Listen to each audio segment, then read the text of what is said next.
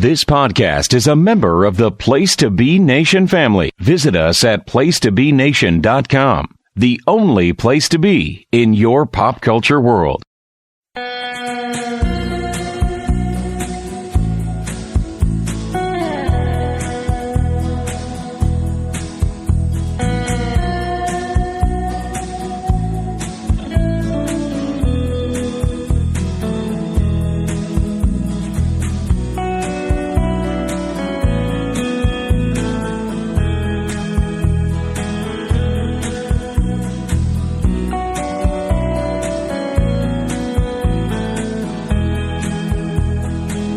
Place to Be Nation, welcome to another episode of Rank and File.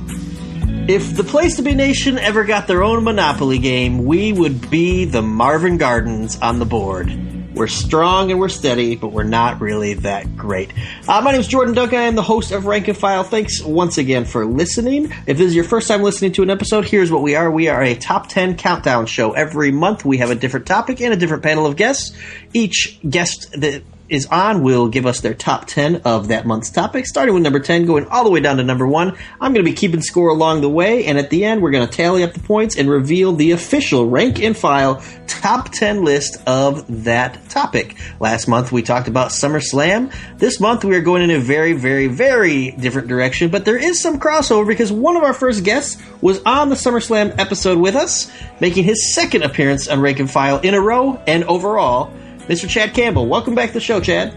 Thanks for having me. I'm just trying to beat Steve Willie. That's my only goal in life. That's all any of us want to do. Yeah, so any list you have from here on out, I'm an expert on it, awesome. No matter the topic. I can tell you, I am beating him at Pokemon. I've got more Pokemon than he does. Oh, excellent news. I don't know if that's something I should be proud of or ashamed of. I'm kind of scared that both of y'all know where y'all stand compared to each other in regards to Pokemon. We legitimately text each other screenshots of what we've caught. So. Sorry to throw you under the bus there, Steve, but I don't think any of us are getting any cool points, especially when we start getting really into this topic. I don't think this is going to gain us any street cred. So, hey, let's bring in our other guest. He has been on Rank and File, I don't know, 30, 40 times, even though it's only like our 12th episode. I love having him on because he always is a lot of fun to talk to, and a lot of fun to listen to. It's Glenn Butler. Glenn, welcome back to the show, man. Thank you for having me. You know, I think in my basement I have a couple copies of something that was marketed in the late 90s, I think, called Make Your Own Opoly, which is a blank Monopoly board that you can write on with a marker. So I think it would definitely be possible to make a Place to Be Nation. You might have to stretch into a PWO, PTBN, but you could definitely make a Monopoly board with all of our personalities and shows and tropes. It would probably be a little navel-gazy, you think? Yeah, but that's kind of what we're here for. Sure. Can we just say the Steve Carino show would be like Baltic Avenue? Can we agree there? No, Steve Carino is the guy in prison behind the bars. Free parking. Free parking. What would be the luxury tax on our Make Your Own Opoly? Probably Brad and Chad, because it's so rare. Yeah. No, the luxury tax is your share of the tailgate for WrestleMania. Oh. Perfect. Oh, I love it. I don't think this is the worst idea in the world, Glenn. No, yeah, I mean, we've thought about bingo. Might as well get Monopoly, get all the board games in there. Yeah, and just market it and sell it. Let's see how big our audience really is and how deep their pockets are. Yeah, we'll put it on Patreon. Yeah. Yeah. PTBN Monopoly. Guys, it is a lot of work to do these podcasts, so if you want to keep hearing them. Yeah, 10 copies or we're shutting this thing down, man. Hey, folks, contact me and I can tell you my PayPal address, please. Sounds great. So, hey, guys, Glenn, I feel like we went through this stretch where we were on shows together seemingly every week for a couple months, and then it faded away, and now we're back again. So I don't know what you're doing next week, but there's a good chance we're probably on a podcast together. Hey, my body is ready. And my mind is willing, so let's do this. So, guys, let's talk about what we're talking about tonight. Let's talk about our topic. All three of us are board game, I wouldn't say aficionados. I would say Chad is the aficionado As ever. I'm more of the geek. Glenn, where would you fall on that spectrum? I would say that I'm a casual aficionado of the tabletop gaming experience, if you could say that. It's very much just in the context of what I'm doing with my friends. Not a lot of gathering things for myself or just for, family or roommates or whatever, but very much in that social context, so casual in that way. Cool. That's kind of what I was thinking of when I called myself a geek. So I'm going to change that, and now I'm a casual. I'm not a geek anymore. So this is why I have you on my shows, Glenn, because you give me nicer ways to describe myself. Well, so. I may be casual in the variety and amount of these games that I play, but I always, as with anything, approach them in my typical frickin' geeky manner, as we'll see as we proceed through this discussion. Yeah, so our discussion tonight is we're going to be talking about and ranking our top 10 tabletop games, and now that covers board games, card games, dice games, whatever you want. And I think this is actually a pretty interesting topic. Like, at first I was thinking, I don't know who's going to want to listen to that, but I think it's kind of a growing interest. From my experience and people that I know, I found more people who want to have game nights and get together and play some stuff. And I see more sections at stores like Target and things like that. The game section is growing. It's kind of becoming a staple in that section of stores around here, at least. So I think it's a growing interest, and it's something that's becoming a bigger thing than maybe it was 2, 3, 4 years ago.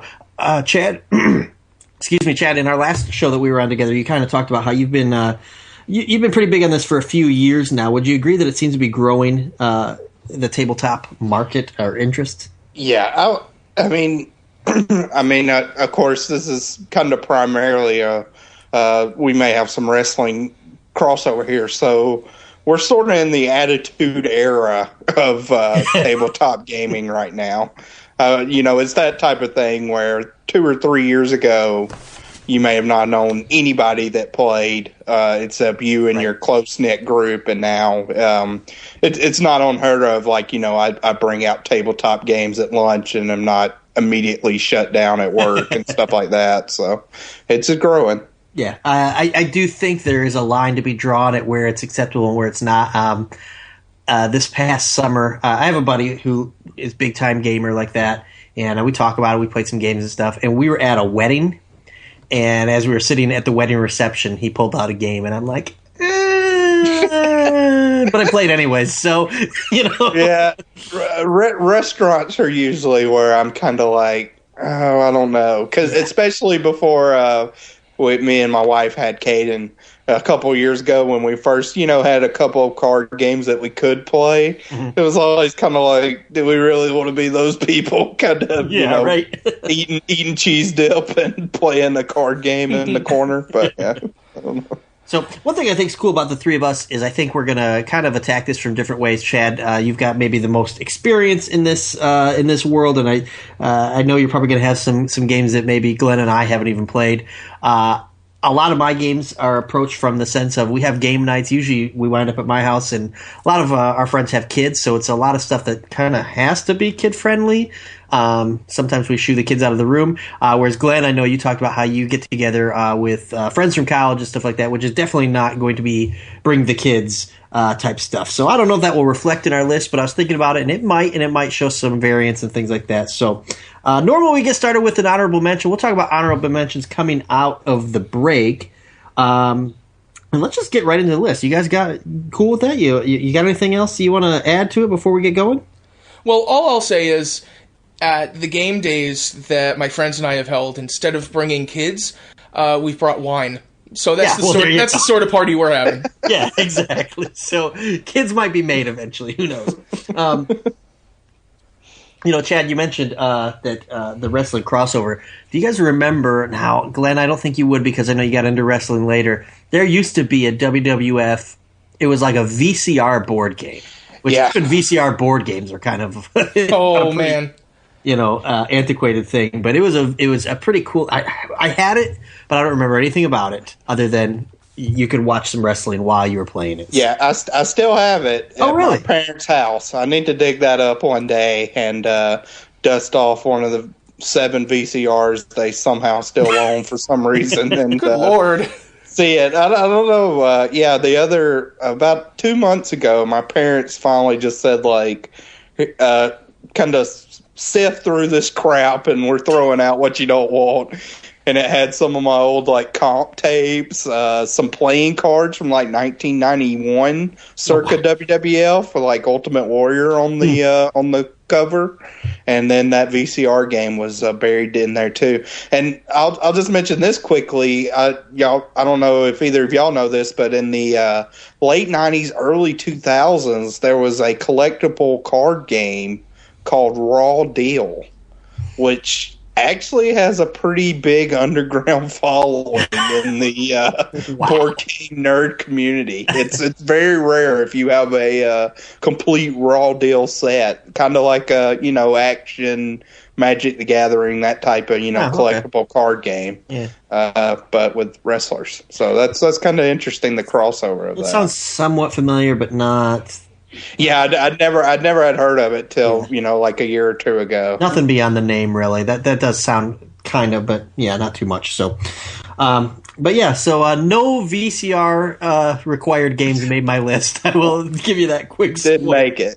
Yeah, just by the skin of its teeth did it not make it. So I think you should watch just the VCR tape. Do a review on the tape of the board game. Yeah, I think it's Andre and Hulk on the cover from WrestleMania 4. I seem to remember. It's like right in that bear hug if you had the VHS right when they went to tape number 2. Okay, it's like that spot is the spot they went with for the VCR game. So Glenn might be a fan of this game. Who knows? Yeah.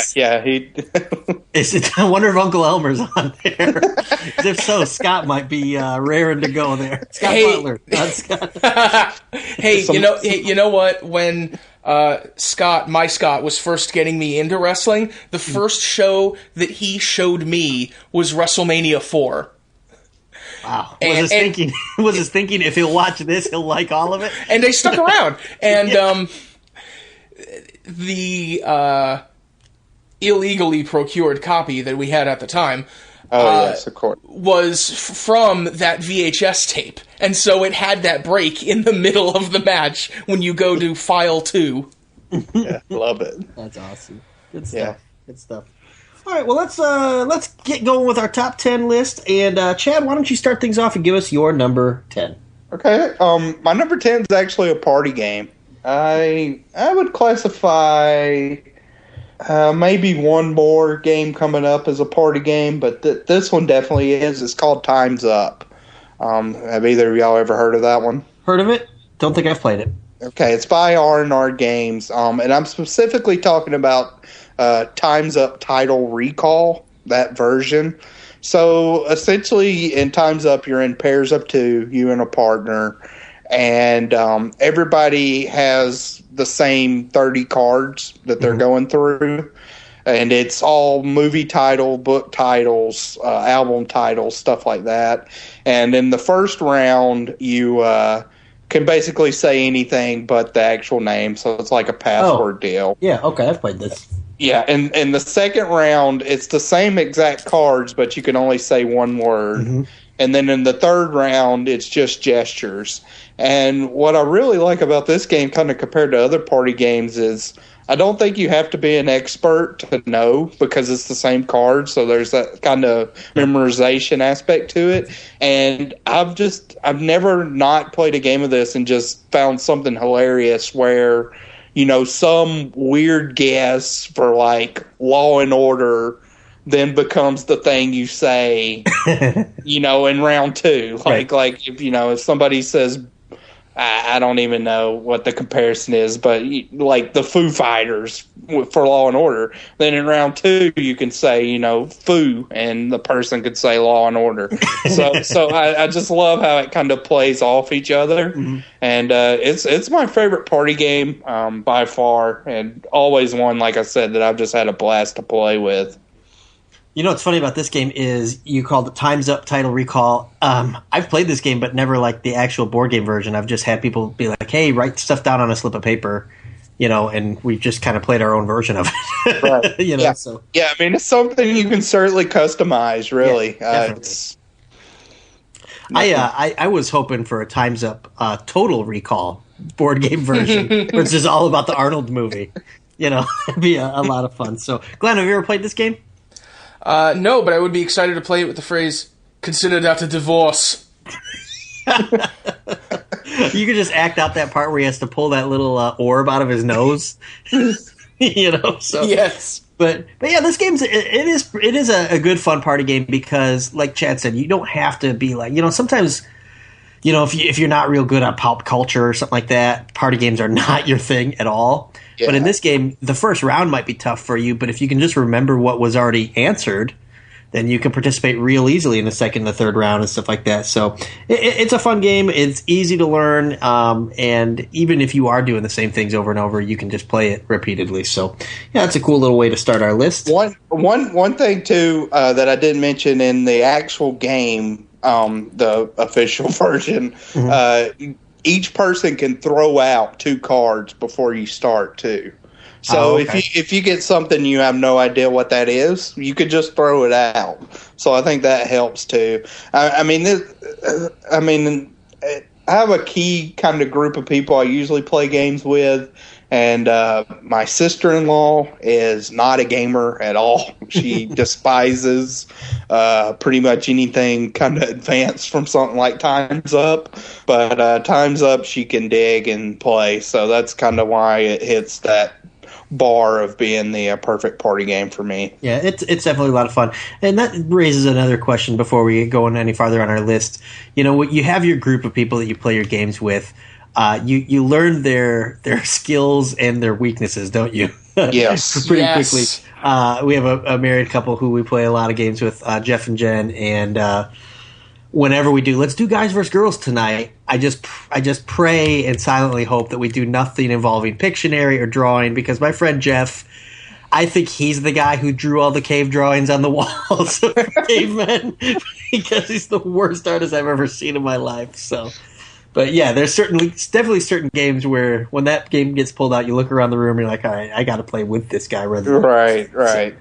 But, yeah. All right, cool. Good start to the list. Glenn, why don't you give us your number 10? My number 10 is a game that comes in a few different forms. More people might know it as Mafia or Werewolf, but the version that I have is Salem, which is in the Salem witch trials, and at the beginning of the game, 1 or 2 people, depending on how many people you have, are designated as a witch. And their goal is to make other people the witch by game mechanics that have people trade the identity cards and such, and during the course of the game, people put down accusations.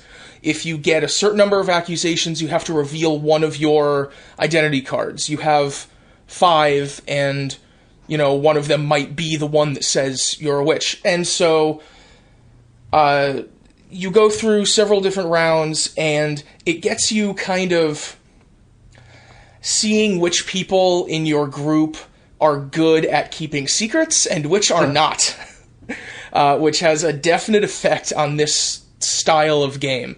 And if you have, like in my game day group, some kind of playful rivalries, like one of my friends we're always accusing of being the witch, the traitor in any game. And honestly, he barely ever is. But we always accuse him, and so sometimes that lets someone else kind of swoop in and win, but sometimes not. Sometimes he actually is. But I really like the witch trial setting, and I like that element of suspicion, and sometimes of someone who can't stay quiet during the round when everyone has their eyes closed, and the person who's just really, really bad at being the witch. I've played Mafia. I have not played Salem, so it does sound very, very similar. So the end goal of the game is to discover the witch, basically? For all the non-witches, it is, yes. Okay, and burn them at the stake. Presumably, yes. Yeah, so game nights don't always end too well with Glenn. But yeah, I played Mafia. Sounds pretty much the same thing. So yeah, we will kind of count those all together. And I've never played Werewolf, but I kind of knew they were together. Have you played Werewolf? How would you compare that? I haven't played that particular variation.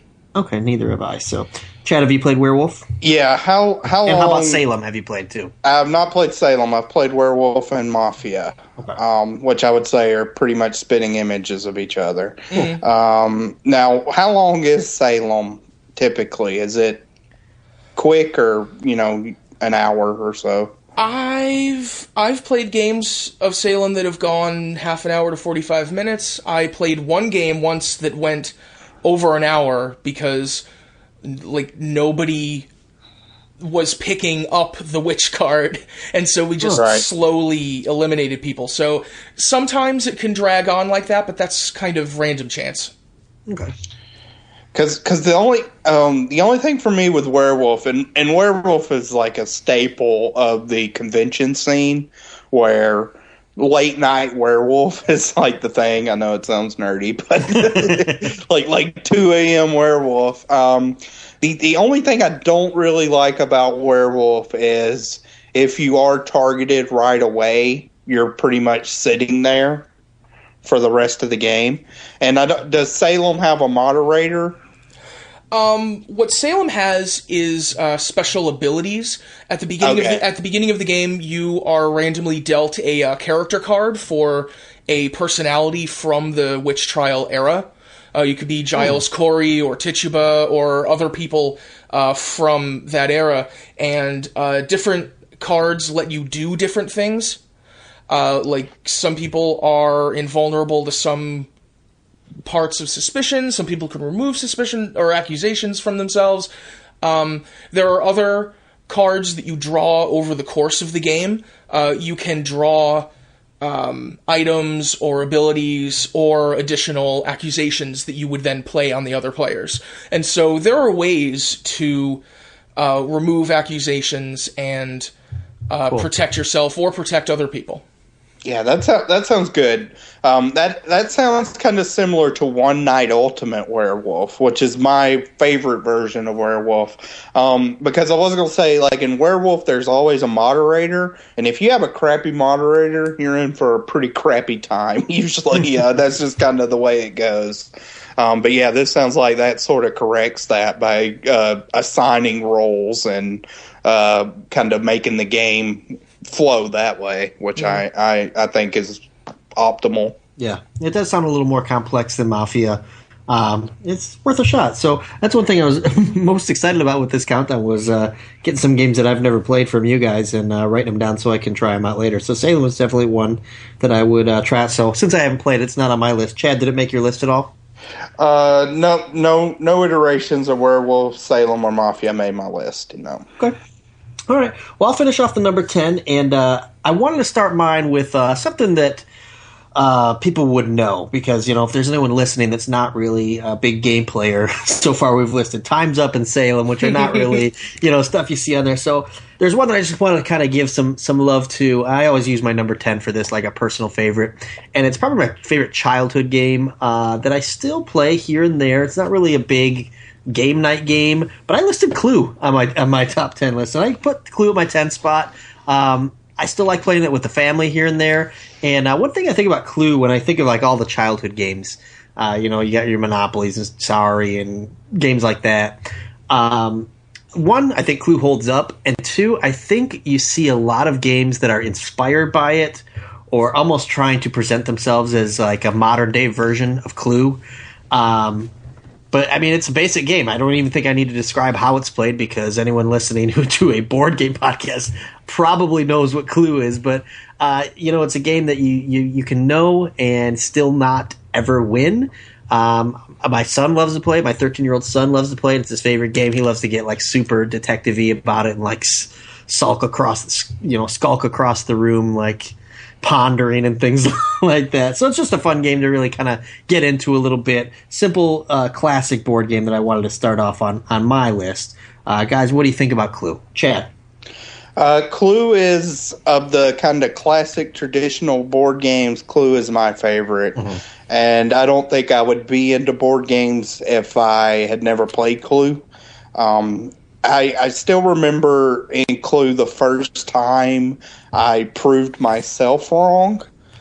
is like one of those pivotal moments when, nobody else could prove me wrong. So I knew like nobody else had that certain. Oh yeah. Like you were weapon using or whatever. To try right. To throw off the scent, and if they say no, that means okay. So I proved myself wrong. That was kind of when a light bulb went off that you could sort of game the game, which I really enjoy.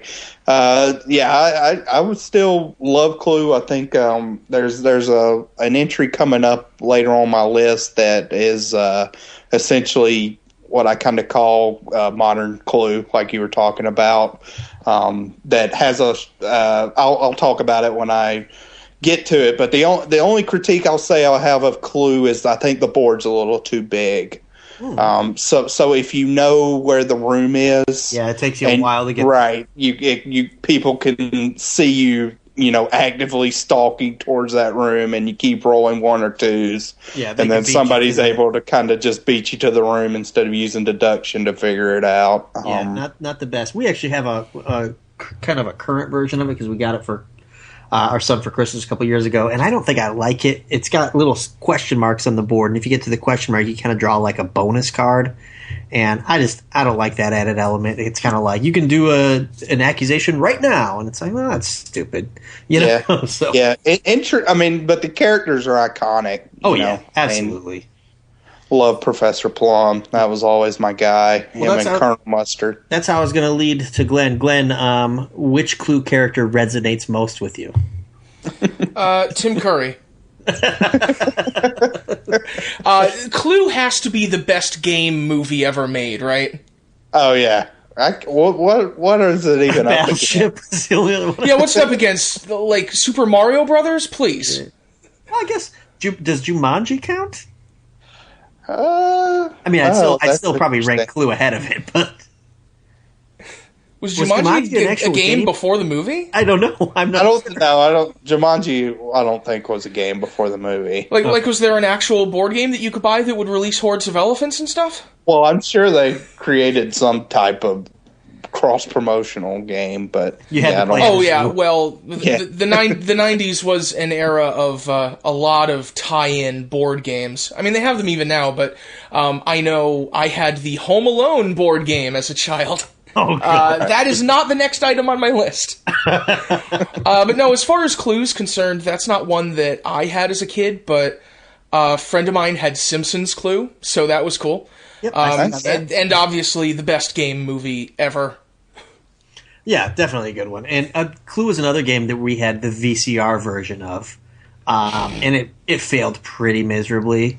It might work better on DVD because how it would work was like if you made an accusation, it would say fast forward to 24 minutes. Well, on a VCR, you hit fast forward and you just gotta sit there and watch it fast forward. And so many times either you would forget to press stop so you were watching stuff act out, or you'd fast forward too far and you'd kind of see an answer or something like that. So it didn't work out real well.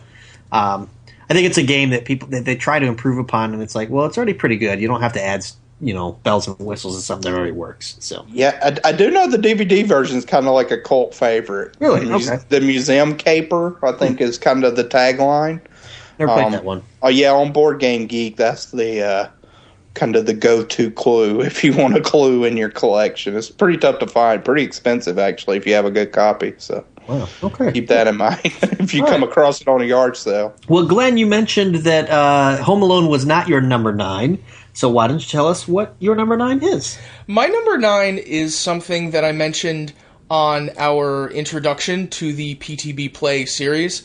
That's the Machine of Death game, which I mentioned as one that has kind of a madcap collective play segment where everyone is trying to put together an assassination given a certain method that a person has to die. And I won't go into a whole ton of more detail because you can listen to our introductory episode for the series for that. But I have had a lot of fun with a couple different groups with that game. Yeah, Glenn went into great detail on our kickoff podcast for the PTBN Play feed, so you can hear all about Machine of Death on there. But it does sound a lot of fun, and it sounds like a game that would be right up my alley. And I actually wrote that one down as one that I kind of want to check out sometime. So, Chad, have you played Machine of Death? I think that was one you actually hadn't played, correct? Yeah, it was one I actually had never heard of until Glenn mentioned it. And, seeked it out, looked up a little bit of it, and it looked interesting. I'd certainly be willing to give it a shot. Yeah. That's one thing about my first two games here, where they're both games that I got on Kickstarter. Oh, cool. Nice. Okay. So here's what I think. Since they're not going to listen to this episode, I say for WrestleMania 33, if you guys are planning on going down there, we all pack up some of our games, and at the tailgate, once Nick Duke is passed out drunk, we just start playing these games whether those guys like it or not. What do you think? We turn it into like our own little con. Either that or we just start talking about Big Brother because they seem to enjoy really that as well. But yeah, Glenn, if for some reason I am at WrestleMania and you're at WrestleMania, I fully expect you to have the Machine of Death with you. Hey, in that unlikely event, I will make sure to pack it. Yeah, I would like you to explain at the airport. Excuse me, sir, what's in your bag? Oh, it's just the Machine of Death.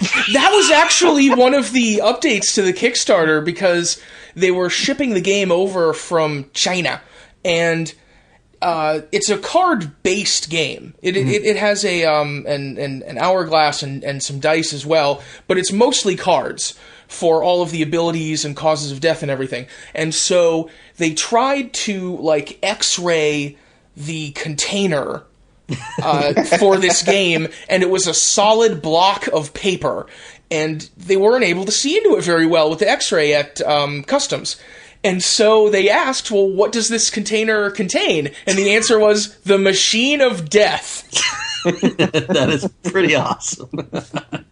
That's good stuff. So, oh, cool. So there's another one that not everyone has played. So these early votes are probably going to be moving pretty quick. And as always, guys, if we reveal one thing on our list that's way higher on yours, you don't have to talk about it right then and there. Just let us know, hey, it's on my list, and we'll talk about it when we get there. So, and the reason I mentioned that is I'll give you my number 9, and it's one that might be on your guys' list because it's a pretty popular game. It's only number 9 on my list because I've only played it a couple times, but I really enjoyed it when I did. A friend of mine owns it, and it's one of those things where if you know a friend has it, you're a little more hesitant to buy it because it's like, well, I can just play it when they come over. But it's Pandemic.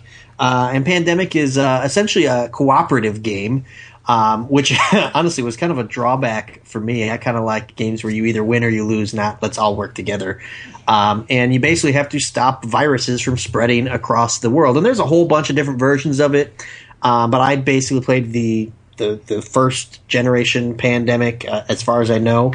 And we had a good time. We played a couple times. I thought we were going to win, and we didn't, and humanity was doomed, and I take full responsibility for that. I could not get to Moscow in time, so it's my fault that the world ended. So I'm sure, Chad, have you played Pandemic? I believe you have. I'm pretty sure you've talked about it before. Yeah, well, I'll probably say my thoughts on Pandemic later. Cool, okay. Yeah. Glenn, how about you? Have you played this one? I too shall address this at a later time. I thought so, and I wanted to get it on there, but I couldn't really justify it being higher on my list just because I've only played it, I think, 4 times, maybe. Whereas everything else on my list, I've got some good experience in. So, all right, cool. Then we will talk about Pandemic later on in our list. Good. Chad, why don't you finish off our number 9s?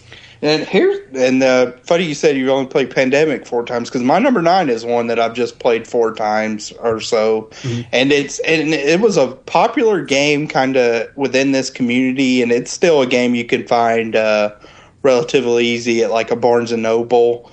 It came out in 2011. It's called 7 Wonders. Oh yeah, I played that. Yeah, so I the way I describe it is sort of like advanced Sushi Go. That's exactly how I describe it. Yeah. Yeah. And I think the first time you play it, you're sort of like, oh, this is kind of wonky, and I don't quite understand how, because there's science and there's military aspects you can strategize and go towards.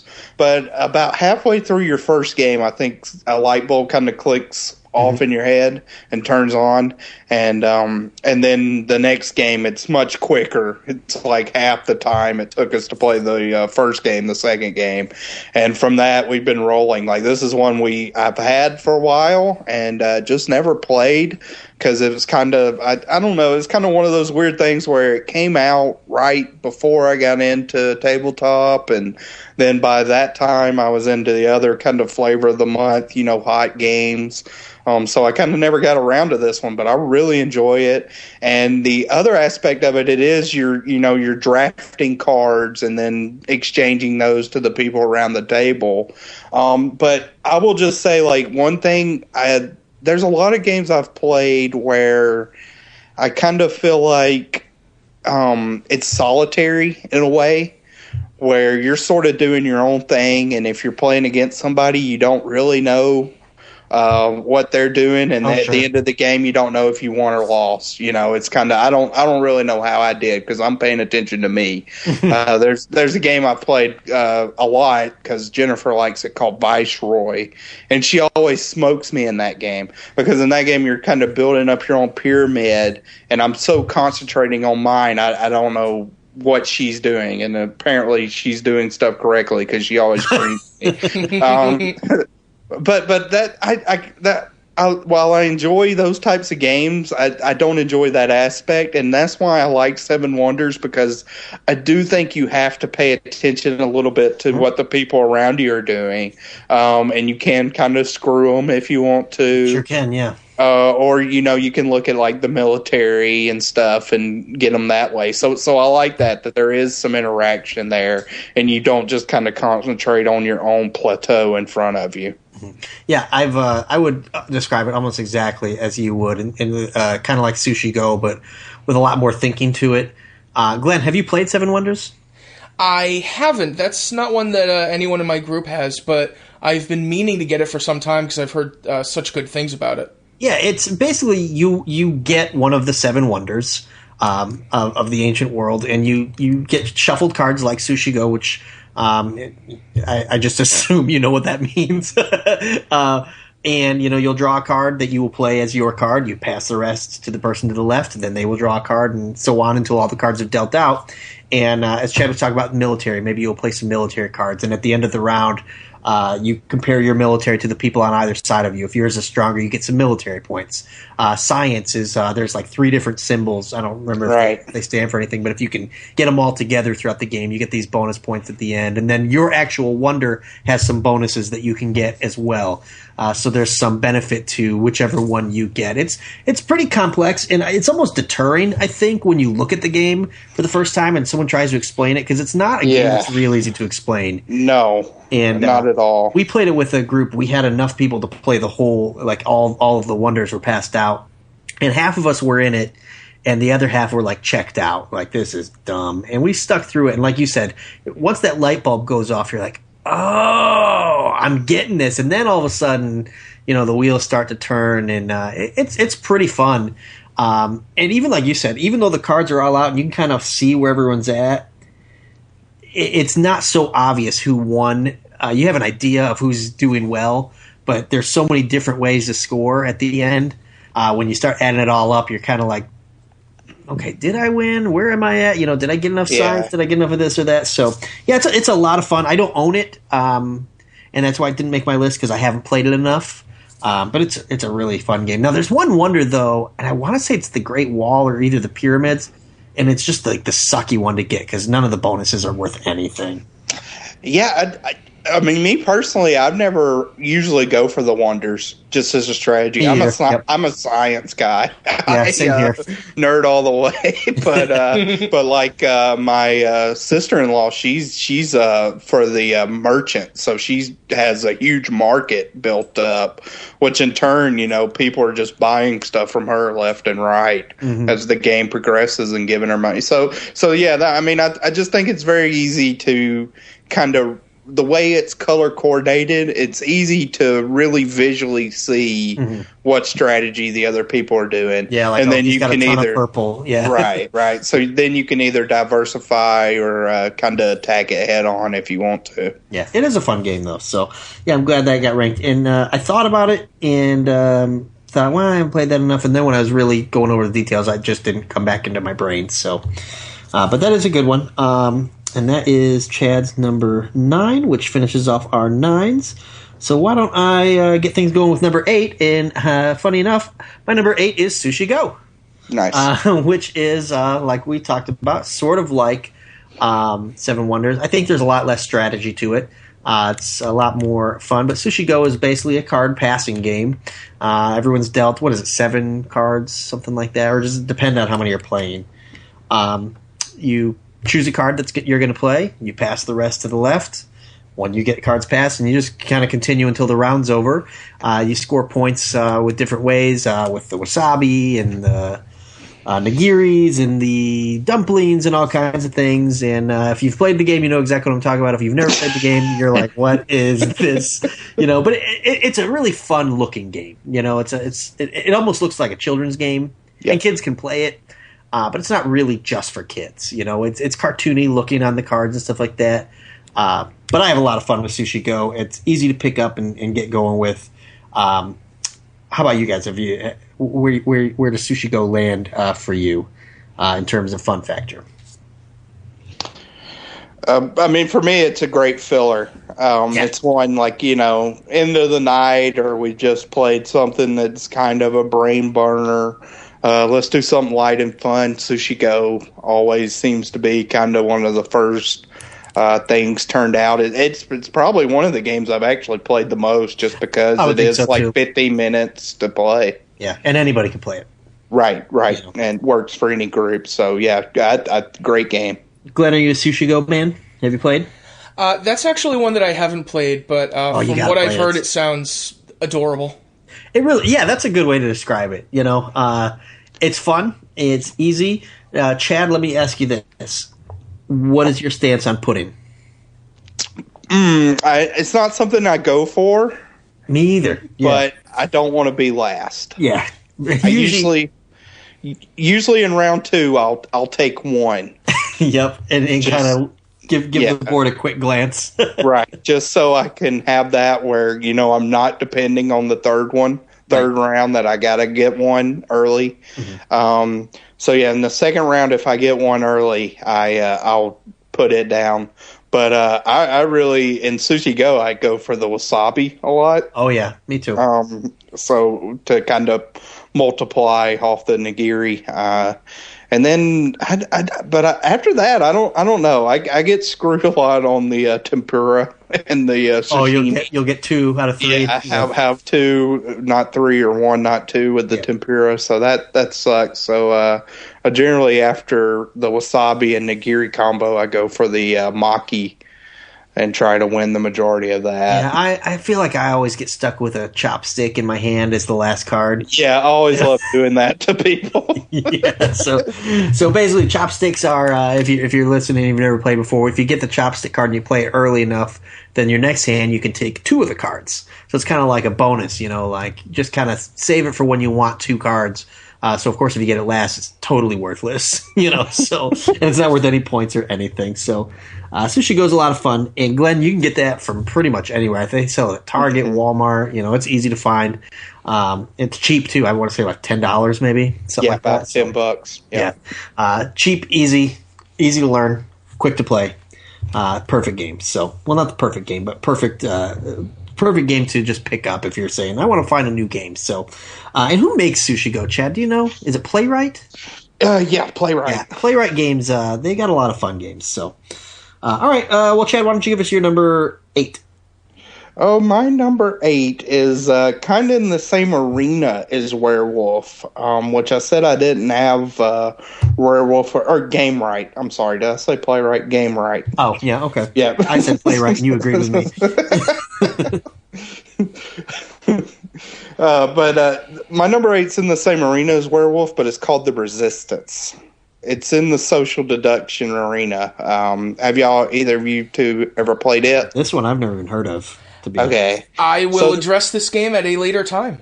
Oh, nice. All Excellent. right. So, real quickly, the resistance is... I'll just talk about it when Glenn talks about it. That'll be good. Okay. I like how you called it the what was the word you used? Deduction-based arena? Social deduction. Social deduction arena. Yes. I want to. My new goal in life is to get filthy rich, buy an arena, buy a stadium, and rename it the Social Deduction Arena. That'll be so much fun. So, all right, cool. So the Resistance gets some points, and we'll find out later exactly how many points it has and exactly what that game is. So, Glenn, why don't you keep things going and give us your number 8 and finish off that number on the list? My number 8 is kind of an entry-level game for this sort of tabletop trend that's been going in recent years. It's Carcassonne. Yep. Okay. It's, like I said, kind of an entry-level game. It's something that's very good to introduce people to tile-laying, land-building, geography-building games. The value of meeples. I love meeples in all their forms. And again, just the basics of tile laying and creating territories, messing with other people's territories as well. I'm going to have to admit I know this game. I've seen this game many times. I don't own it, and I've never played it. Yeah. I mean, for me, this one is kind of one of those where you look at the box, you're kind of like, but it's a fun game. It did kind of create the meeple, so it has that going for it. and I would put this at like the popularity level of like a Seven Wonders. So I mean, in the what we phrase designer board games is what we're going with. That kind of genre. This is up there as far as the heavy hitters sale wise. I would say below a Pandemic, but kind of like a tier below that. Okay. And to me, this is kind of what I call a Sunday afternoon type game, where it's pretty leisurely. I don't find myself thinking about it a lot. You still want to win, but it's about 30 minutes probably to play, 20 to 30 minutes. Kind of has a nice leisurely pace where you're laying out tiles, connecting the roads and stuff like that. And I like also about this game that I think it ramps up well with player count, so it's something fun to play with your partner or wife.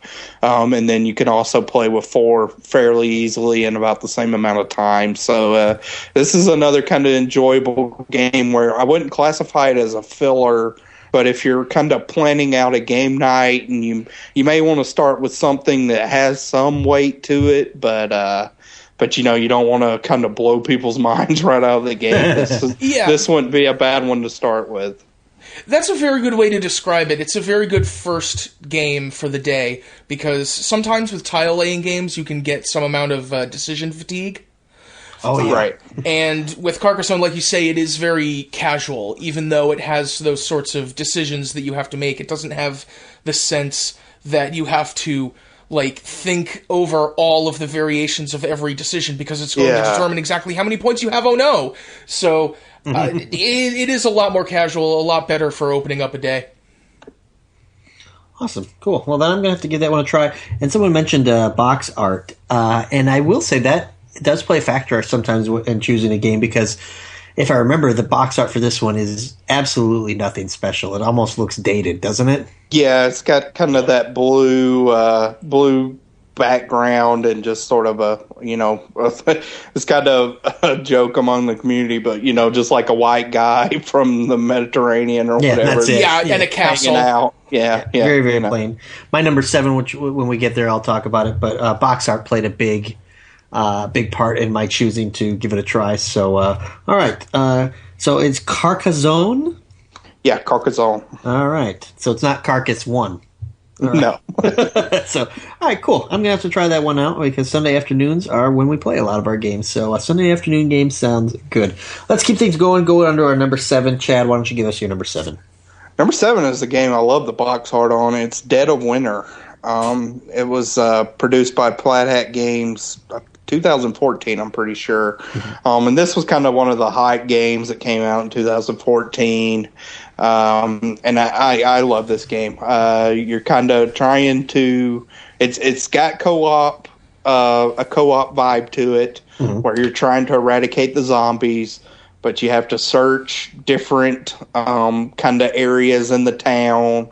You each have a couple characters, and that's one thing I love about the game is the characters are pretty unique, where you can be the accountant, you can be the teacher, you can be the fireman, and they all have a special skill that sort of fits to their character.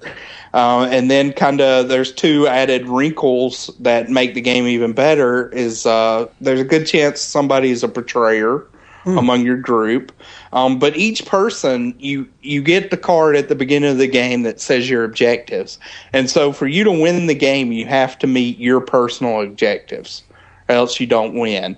And even if you're not the betrayer, your objective is probably going to be something selfish that makes you look a little suspicious over the course of the game. So I think that does a really good job of, if you are the betrayer, you're kind of hidden by that shield of, oh, you know, this guy over here, he did something fishy there, you know, where he just may have to have 4 gas cards is like his objective. So he has to hoard gas cards.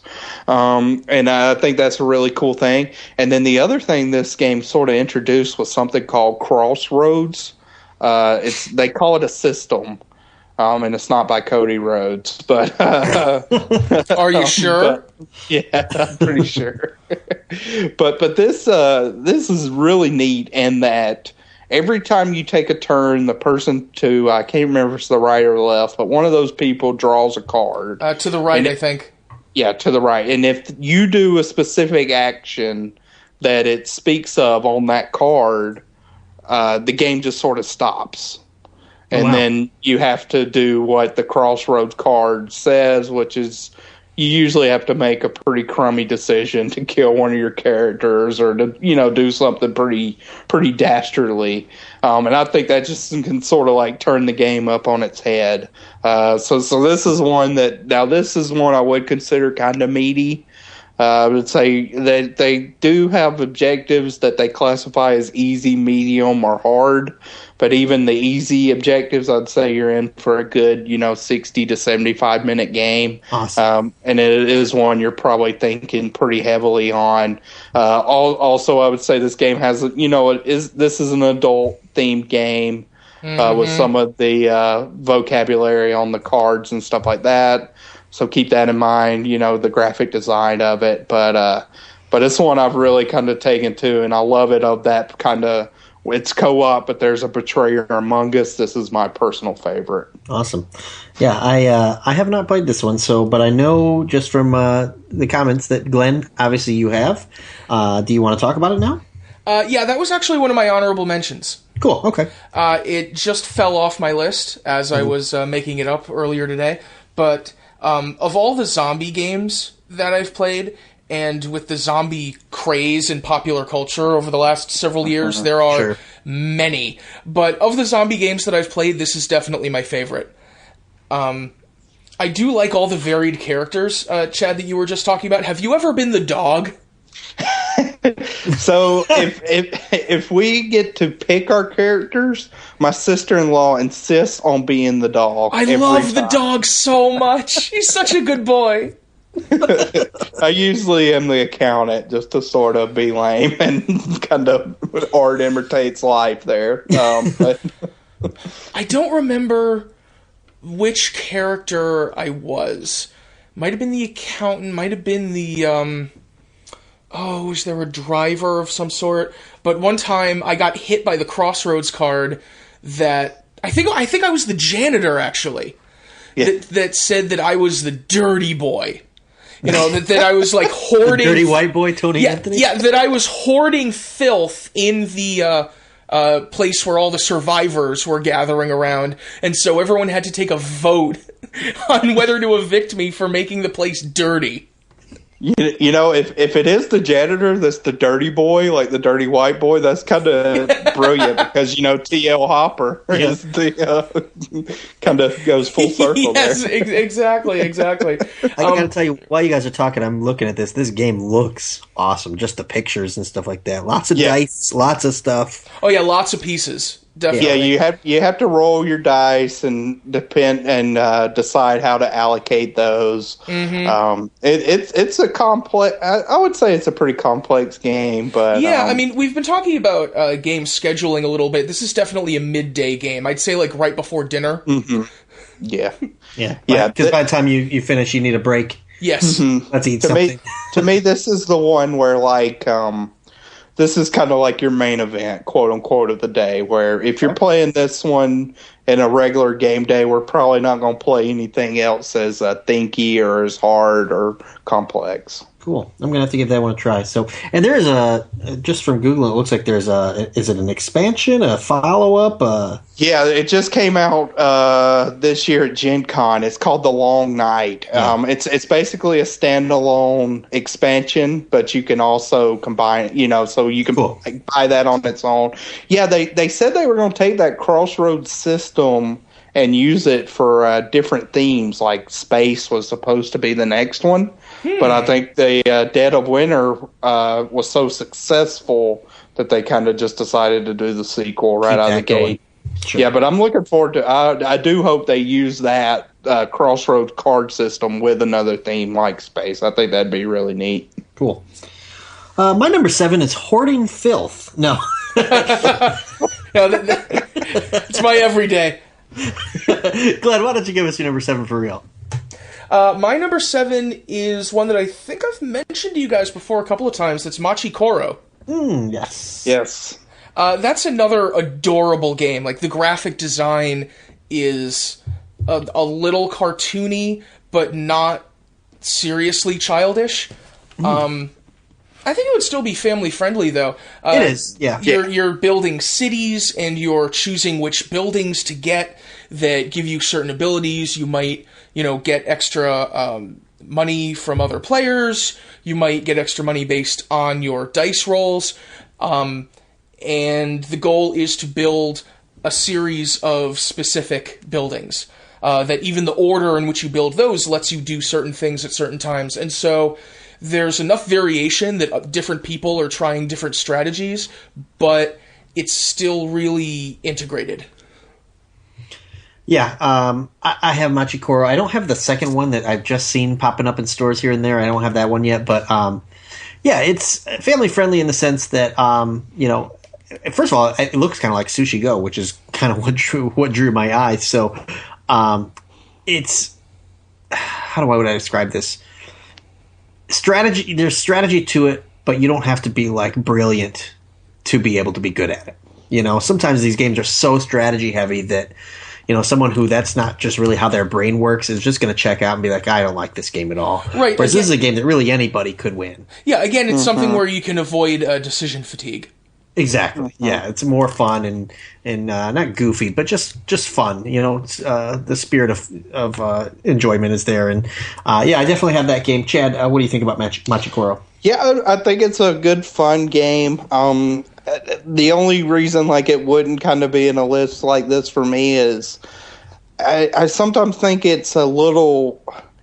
I guess, it usually goes about 30 minutes, and at that length of time, just kind of in our group, it's either we want to do something super light, like Sushi Go, or something a little more complex, so it kind of gets angled out that way. But, I've played this one a few times, and I've enjoyed it every time. It's one of those where I may not necessarily jump to it and recommend it, but every time I do it, I have a good time playing it, so... Yeah, and there is a second version out. I don't know what it's called. It's got a gold box, and I don't know what the difference is. So I haven't played it, so I don't even know why I'm bringing it up. But if you're a fan, there's another one out there. So. I think there's one exclusively to Target too.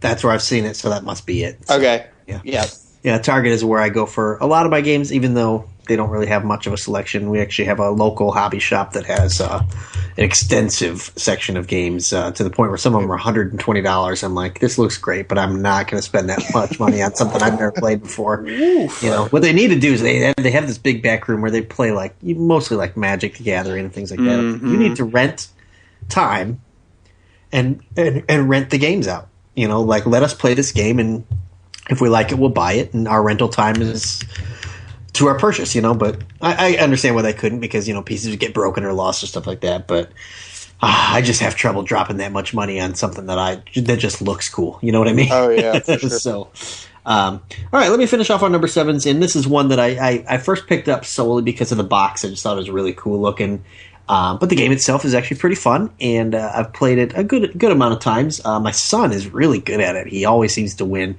It's King of Tokyo. And King of Tokyo and King of New York, but this is King of Tokyo specifically. Basically, you are a monster, and you have to destroy Tokyo and kill the other monsters. And it's simple, but there is some strategy to it. It's fun. You can buy these cards, use your energy to buy these cards that give you bonuses and or maybe penalize other players or things like that. It's kind of more dice based. You got to roll the dice almost like a Yahtzee thing. You get 3 rolls and you choose which ones you want to keep, whether it's an attack or get some health back or things like that. But you have to conquer Tokyo, and if you're in Tokyo, you're susceptible to damage, but you can hurt everybody else, so you can kind of choose whether you want to stay there or not, or put somebody else there, so you can heal up. And just a fun, simple game, but I think really what makes it, from a basic game to a cool game is it's one of the coolest looking games. The player pieces are pretty big, and each one is a different, unique monster. And the Tokyo board is really cool. Every card that you can buy, like superpower or whatever, really cool art to it and stuff like that. So King of Tokyo is on my list at number 7. It's a fun game that you can play pretty easily, have a lot of fun with, but it's not gonna fry your brain playing it either. So what do you guys think? Have you played King of Tokyo? You fans? Chad, how about you first? King of Tokyo is my number 11. Oh, okay. And actually, kind of one thing that I was mentioning with Machikoro, so King of Tokyo is one of those games that we sort of always seem to pick over like a Machikoro. Mm-hmm. Yeah, like if we're looking for that type of vibe, we're like, yeah, let's go with King of Tokyo if we're deciding. There should be a podcast coming out between me and my wife where she runs down her top 10 games. Cool. And just a spoiler, you'll hear some King of Tokyo discussion on that as well. But yeah, love it. Fun game. This is one that's really gotten over well with the lunch group at work for me. Yeah, you can play it on a lunch break perfectly. Yeah. It hits that kind of sweet spot of 25 minutes or so. Another game I'm not very good at because I stay in Tokyo too long and end up dying. But, if you stay in there long enough, you get bonus points. It's kind of like, do I leave or can I survive 2 more attacks? I don't know. Yeah, that push your luck. I always overshoot it. But I love King of Tokyo, and it does player elimination. I think I kind of talked about that in Werewolf, where Werewolf, if you die the first night, you're kind of sitting around for maybe an hour or so. King of Tokyo, it goes so quickly that even if you get eliminated fairly early, it doesn't feel like, I'm just sitting around and watching these guys play a game. Right. Yeah. So, because I feel like once one person's eliminated, the game really starts rolling. It speeds up. Yeah. So. Not too long. I'd say 5-10 minutes max. Sure. Glenn, have you played King of Tokyo yet? I've played it once a few years ago. It was quick and a ton of fun. Yeah. Now, King of New York is kind of like the follow-up to it, and it's bigger. There's more monsters. There's more stuff to do. But I almost feel like they tried to expand a little too much, and I prefer King of Tokyo still. Definitely prefer King of Tokyo for me. So New York's a little too gamey, actually. Yep. I'm not a fan of the little you can attack the hospital or the boroughs. There's more geography area there. And they just came out with a new 2nd edition of King of Tokyo. Yeah, with a newer box and stuff. I saw that. Right. New monsters and stuff. I haven't looked at it, but it looks good. So cool. Yeah. But it's a lot of fun. And if you're listening and you're saying, which one should I play? King of Tokyo, I think, is a smaller game, but I think it's a funner game than King of New York. So I would go King of Tokyo. Yeah, I think King of Tokyo is sort of. I feel like that's sort of been vetted out, even of the the hardcore gamers or whatever. Mm-hmm. Sure. pretty much decided that King of Tokyo won that battle between the two. Cool. So let's keep things going. Go into our number 6 now. And I'll tell you what, man, I think more than any list we've ever done on this show, we are not seeing very much overlap at all. So I'm thinking like the number 3 finalist might have like 7 points. So, but Glenn, start us off with your number 6. My number 6 has a little bit of overlap. You mentioned it a few minutes ago, and that's Pandemic. Oh, cool. This is one which I remember vividly when a couple of friends of mine bought this game because we were trying it out. It might have been like after another game day when I was the last one still at their house, and we decided to try it out because they just gotten it. I might have been there for some other reason, but I remember we were trying it out, so we weren't super strict about the rules, and we encountered one losing condition like pretty early on, and then decided, no, we're just trying it out. Let's keep going to see some of the other mechanics in the game. And then we hit another losing condition, and we figured, God, we haven't seen very much of it yet. And then we hit another losing condition, and we're like, okay, this is it. We're done. We're not getting anything done here. It is very easy to doom the entire human race, and I have done so many, many times. Oh, yeah. It seemed like at some point we, like, breached the event horizon and started winning sometimes, and our group collectively got pretty good at winning with some regularity. Not all the time, but some regularity. I think it helped, actually, to have a larger group, because we had more people with different abilities. And so we had, a lot of the different specialists with their different abilities to countervene some of the restrictions in the game in their cases, and so that helped a lot. But God, we've killed the human race so many times. Can I get to Sao Paulo? Possibly. Yeah, like I said, I've only played it a couple times, and so I haven't won yet. But it's one of those games where it's like you come so close, and you think, we're going to do this. We're going to do this. Yeah, and then the deck runs out. Yeah, and then run out of cards, and you're like, crap, man. So, or you have to shuffle all of the cards that you just infected again, and then infect them again. Yeah, I look forward to the day where I finally save all of humanity, and then promptly never play the game again because I've conquered it, and it is now mine. So, but it hasn't happened yet. So, Chad, I know you said you were going to talk about Pandemic a little bit later on, correct? Yeah, let's. I'll hold off a little bit later. All right, so that's going to be up there. So, all right, well, I'll give you my number 6 then, and we're going to go back in time a little bit, go a little bit older with a party game like Chad started off our list with, and it's a party game that. And let me explain this. When I was a kid, my parents would have game nights a lot, and Trivia Pursuit was like the go-to. And I liked it. I'd sit and listen to it. I was a kid, so I wasn't very good at it, but I always liked trivia games. But the tough thing with trivia games is if you're not good at trivia, you don't like trivia games, So, as a young adult, I would try to play games with friends, and, there wasn't a lot of stuff that people were interested in. And then we found a game called Cranium, and Cranium kind of solved that problem, where it's still sort of a trivia game, but there's a whole lot of other things you can do. Cranium is basically your simple, basic board game, move around the board and win. But in order to do it, you have to be decent at trivia. You have to be able to do some puzzles. You have to be able to draw or sculpt in some cases. You can do some charades or singing, and just kind of takes pretty much every famous classic party game and throws them all into a blender. So, if you have a teammate that's really good at one aspect, you're good to go. It's just a really fun game. It's a really fun group party game. It's a really fun guys versus girls game or couples games or something like that. And I've played it many, many, many times, and I almost overlooked it. And I was trying to think of some older games to put on my list, and that was one where I'm like, wow, how did I forget Cranium?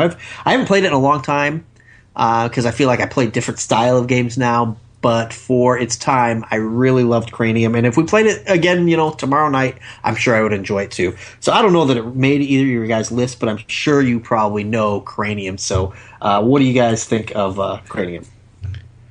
I can go quick. I know of it. I don't think I've ever played it, actually. Oh, wow. Okay. Yeah. I am in the exact same boat. Wow. Okay. Well, you guys have to give it a try. And there's a whole lot of different versions.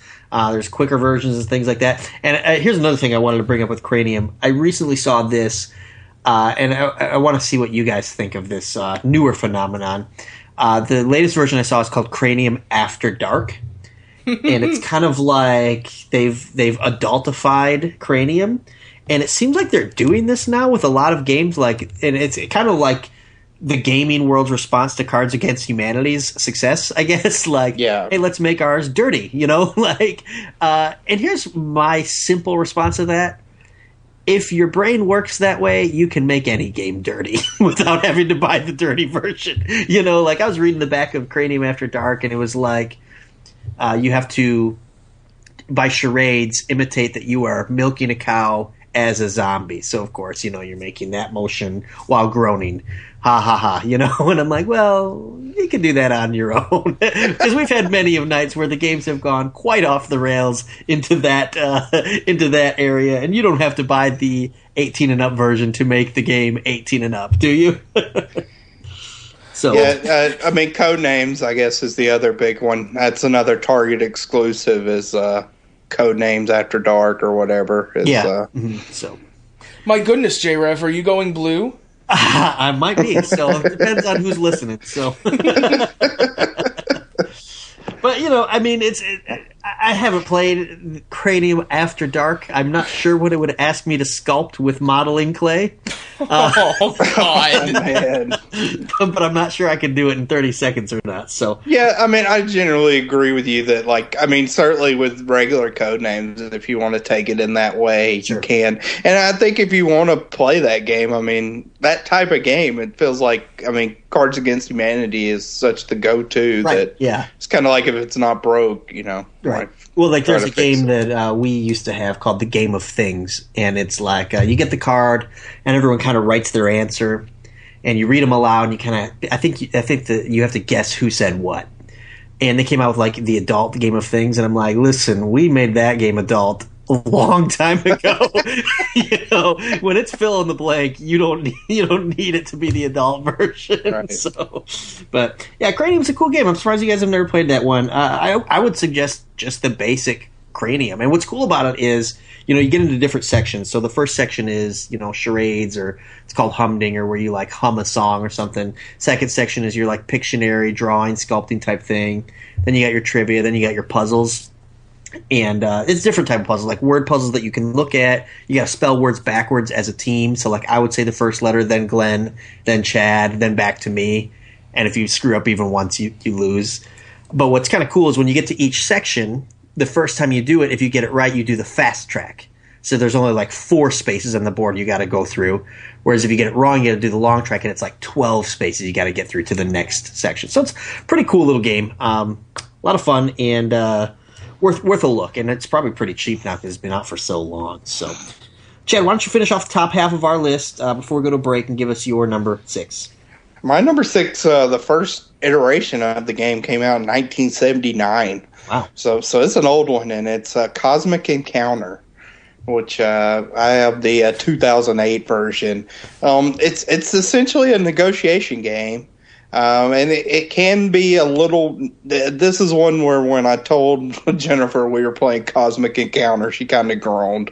Where I was like, you're going to take an alien race and play. But essentially, in Cosmic Encounter, you are trying to get your ships on other people's planets, and you have a character card, and it's really made by the character cards where you have your own special power, and they all feel very unique and very powerful, and it's very interesting how they interact with each other. And I really enjoyed the negotiation aspect of the game because you can be in a fellowship with someone the whole game and then screw them at the end and win individually. Awesome. Or you can really create kind of these alliances quick and fast throughout the game, and based on how well they benefit you, you can blow them off and kind of bury them all in one game. So it's a fun game. It can be a game where you leave a little pissed off at the end of it.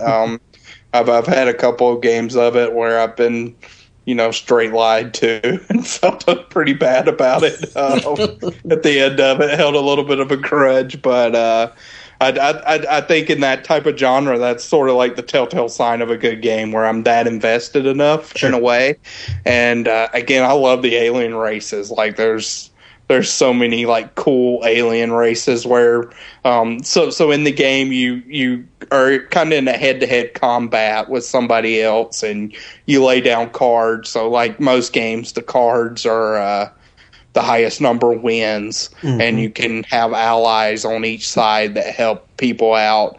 But there's this one character I love playing with that's called like the antimatter, and his thing is like now the lowest number wins, and it's just such like a mind warp for. I mean, there's so many cards like that. There's another power where you reverse the number, so now all of a sudden 18, which is a decent number card but not that great, turns into 81. So there's so many characters. They have like over there's been 5 expansions. The latest version came out in 2008 from Fantasy Flight, and just the base version has I think 30 or 40 aliens, so plenty just in that. And then there's been 5 expansions of about 20 aliens apiece, so you're well over like 150 aliens in the game so far. So ton of playability. Wow. Glenn, have you ever heard of this game? Because I haven't. I haven't heard of that specifically. I might have played something inspired by it. That sounds likely since it's been out for so long, but that particular one, no. Yeah, I've never even heard of this game. So, and it's kind of cool to think that, when you said 1979, Chad? Yeah. That they had those character-based games like that, because, you think of games like from when I was growing up, and it was like your very basic, board games. So it's kind of cool that games like this have been around that long, and maybe we've just been missing the boat on some of them. So, but no, I've never heard of that one. Yeah, and kind of my nerdy claim to fame with this is Tom Vassell, who runs the Dice Tower, which I would say that's like the Dave Meltzer of board games. Their YouTube. This is his number 1 game of all time. All right. So I mean, you could have just said your nerdy claim to fame is knowing what the Dice Tower is. It probably would have been good enough. So, let alone what the top game on it is. So, all right. Well, that's a cool way to end our first half. If you're still listening with us, hopefully you're nodding and agree with some games, and if you're like me, you're jotting down the names of some of the ones you've never played. Stick around. When we come back, we know we're going to talk about Pandemic. We know we're going to talk about The Resistance, and what else are we going to talk about? You're going to have to tune in and find out. But first, listen to these wonderful commercials. Promotional consideration paid for by the following. Voice of Ring of Honor's Kevin Kelly here. I want to make sure you're subscribed to all of our great feeds here at Place to Be Nation. Just head to iTunes today and search and subscribe to the Place to Be podcast feed, the PWO PTBN feed, PTBN Pop, and of course the Kevin Kelly Show feed, which includes the full archives of my podcast. Some really great stuff. Subscribe, listen, and then rate us and leave feedback today. Thanks for being a fan of professional wrestling. More importantly, thanks for being a fan and supporter of the Place to Be Nation. Place to Be Nation's JT Rosero here. In addition to the archives of the Kevin Kelly Show, we have a ton of great podcasts available to you on iTunes, Stitcher, Google Play, and PlaceToBeNation.com. And we now offer them to you on 2 great feeds. On the Place to Be podcast feed, you can check out Scott Friscolo and me on the Mothership, the Place to Be podcast, with our famous Vintage Vault pay-per-view reviews. PTBN also covers current day wrestling with clotheslines and headlines, main event, Mission Indie Possible, in our monthly pay-per-view reaction shows with immediate feedback on WWE, NXT, and Ring of Honor Super shows. Relive wrestling's past with our monthly pay-per-view rewind series led by Ben Morse and the Dangerous Alliance Wrestling podcast as we dive into various subjects in the form of exercises and games. All of this in addition to Scott Keith's Podcast of Doom, which includes discussions on questions from listeners as well as current day and old school wrestling. We also have sports covered too with the Sports Lounge, the TJ McClune Show, and NBA Team Podcast. On our brand new PTB Pop podcast feed, we offer great shows such as the Glenn Butler Podcast Hour Spectacular, Rank and File, Lucha Undead, as well as a veritable podcast heaven for comics fans with the hard-traveling fanboys, Sellers Points, Todd Weber's Conversation, and Imaginary Stories. Subscribe to both feeds on iTunes and be sure to rate and leave feedback as well. All of these shows are available on PlayStation.com, where we cover pro wrestling, sports, movies, comics, plus tournaments and more. Be sure to check out the right-hand side of the site for details on how to support the site when you shop at Amazon and download our free Place to Be Vintage Vault Refresh ebooks.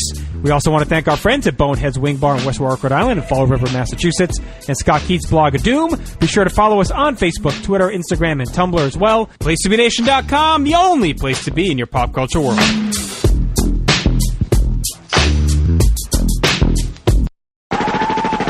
This is Parv, and I'm here to tell you to listen and subscribe to the Pro Wrestling Only Place to Be Nation podcast network. That's the PWO PTBN podcast network, where you'll find a ton of in-depth shows done by hardcore fans. We've got Chris Zellner's 1-2 punch of Exile on Bad Street, and with David Bixenspan, a smash hit Between the Sheets. We've got Wrestling Culture with Dylan Hales and Dave Musgrave, Goodwill Wrestling and the reaction shows with Good Old Will from Texas. We got This Week in Wrestling with my man Pete and Johnny Sorrow, Stephen Graham and Tim Livingston's Pro Wrestling Super Show, Tag Teams Back Again with Kelly and Marty Sleaze, and a ton of other great shows too. And of course there's Titans of Wrestling and Where the Big Boys Play with yours truly and some dude from down south called Chad. PWO PTBN Podcast Network. Welcome back. Hopefully you just finished up your last round of Cosmic Encounter, and the antimatter ruined everything for you. Did I get that right? Was it antimatter, anti-monitor? Antimatter. Antimatter. All right. Anti-monitor. That might be like a Green Lantern villain. We'll have to get Greg Phillips on the case to help us out there. So, oh boy. Yeah. All right, guys. We are talking and counting down our top 10 tabletop games. I got Glenn Butler and Chad Campbell joining in with me, and we are halfway through our list. Before we get into our number fives, we're going to take some time to list some honorable mentions, some stuff that maybe just missed the cut. Chad, I know you said you had one that you'd want to list. Yeah, this is just a real quickie. It's called Spyfall. And Spyfall is another kind of social deduction, but really basic concept. One person's the spy. Everybody else is in a location, so like the hospital, the beach, an amusement park, a submarine, etc.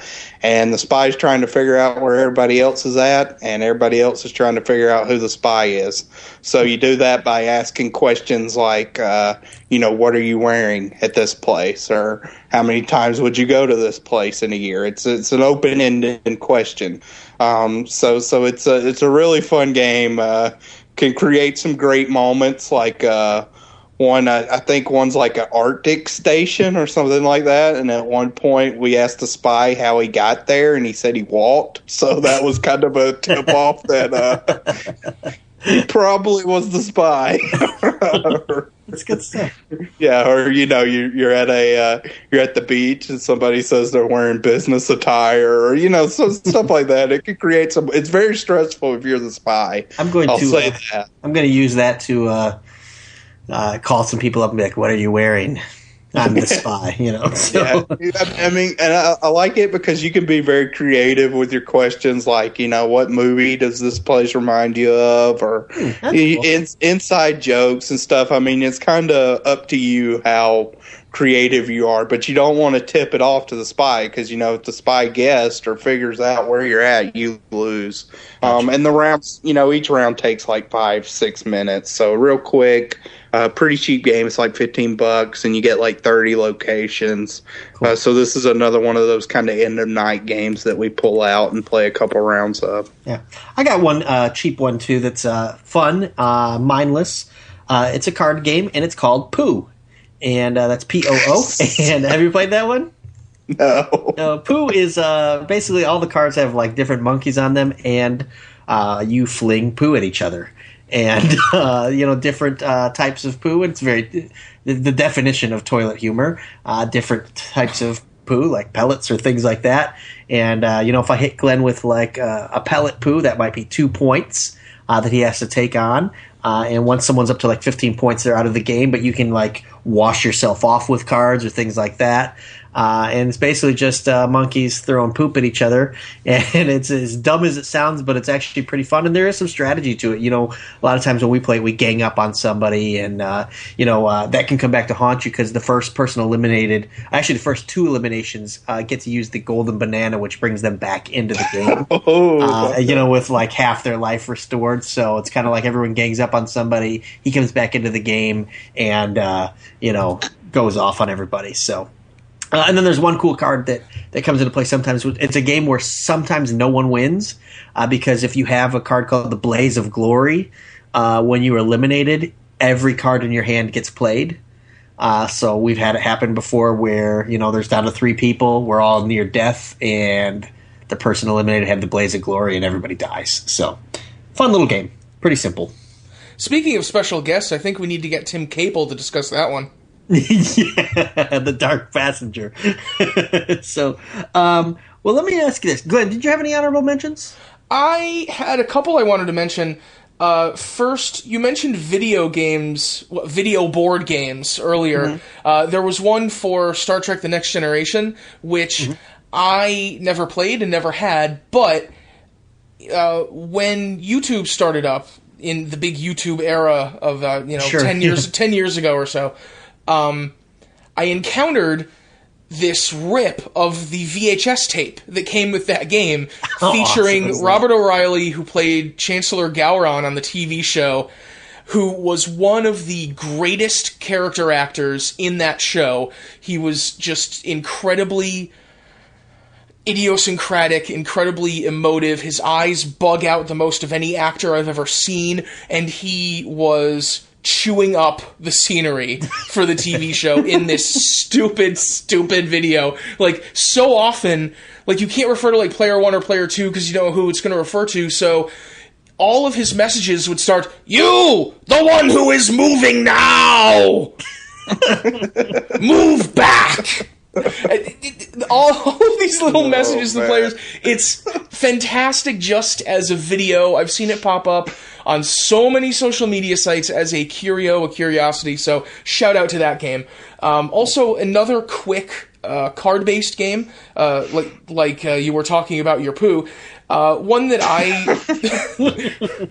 rather like is Chrononauts. A game about time travel where all of the people playing are time travelers, and each person has an individual goal to make a certain timeline happen.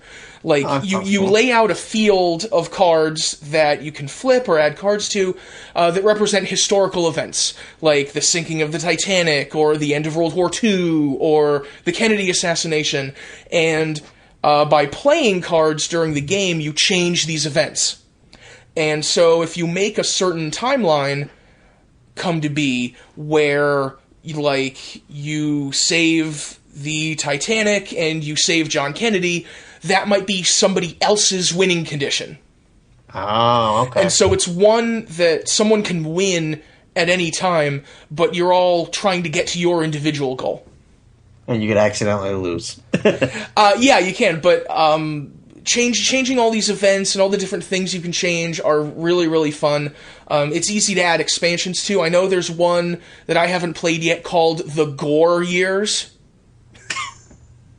Is that about Rhino or Al Gore? It's about changing history to bring about the administration of President Gore. Oh, okay. Which I still don't know if that's about Rhino or Al Gore, though.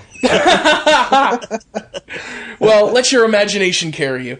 It's also something that I believe was either ripped off entirely, or the people who made the game just printed a Back to the Future version, which makes enough sense, obviously. Sure.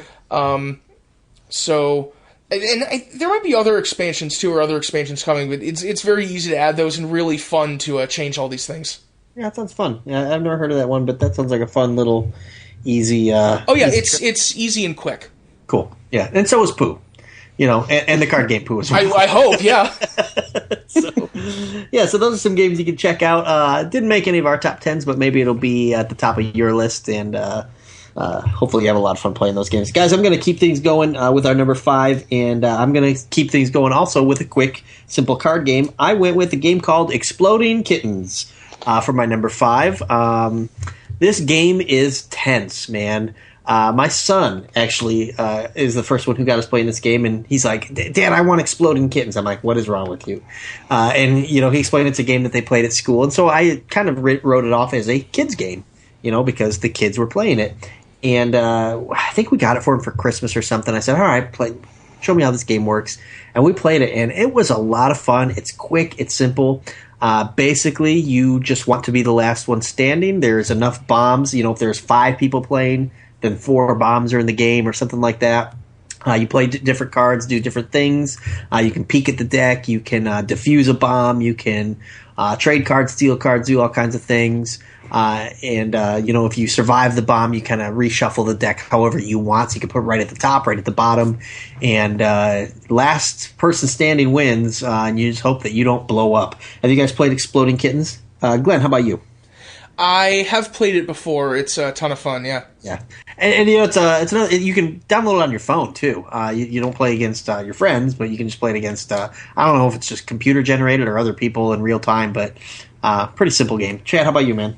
Never played Exploding Kittens, but I think that's this is kind of one of the Kickstarter gems. Oh yeah, definitely. Certainly know about it. Made millions of dollars just sort of from a simple game. Yeah. I mean, it looks like a good kind of filler to fit that vibe. I don't know of anyone in kind of my group that has it, but I wouldn't be adverse to play it or anything. Yeah, I mean, it's kind of, I think it's faster than Sushi Go is.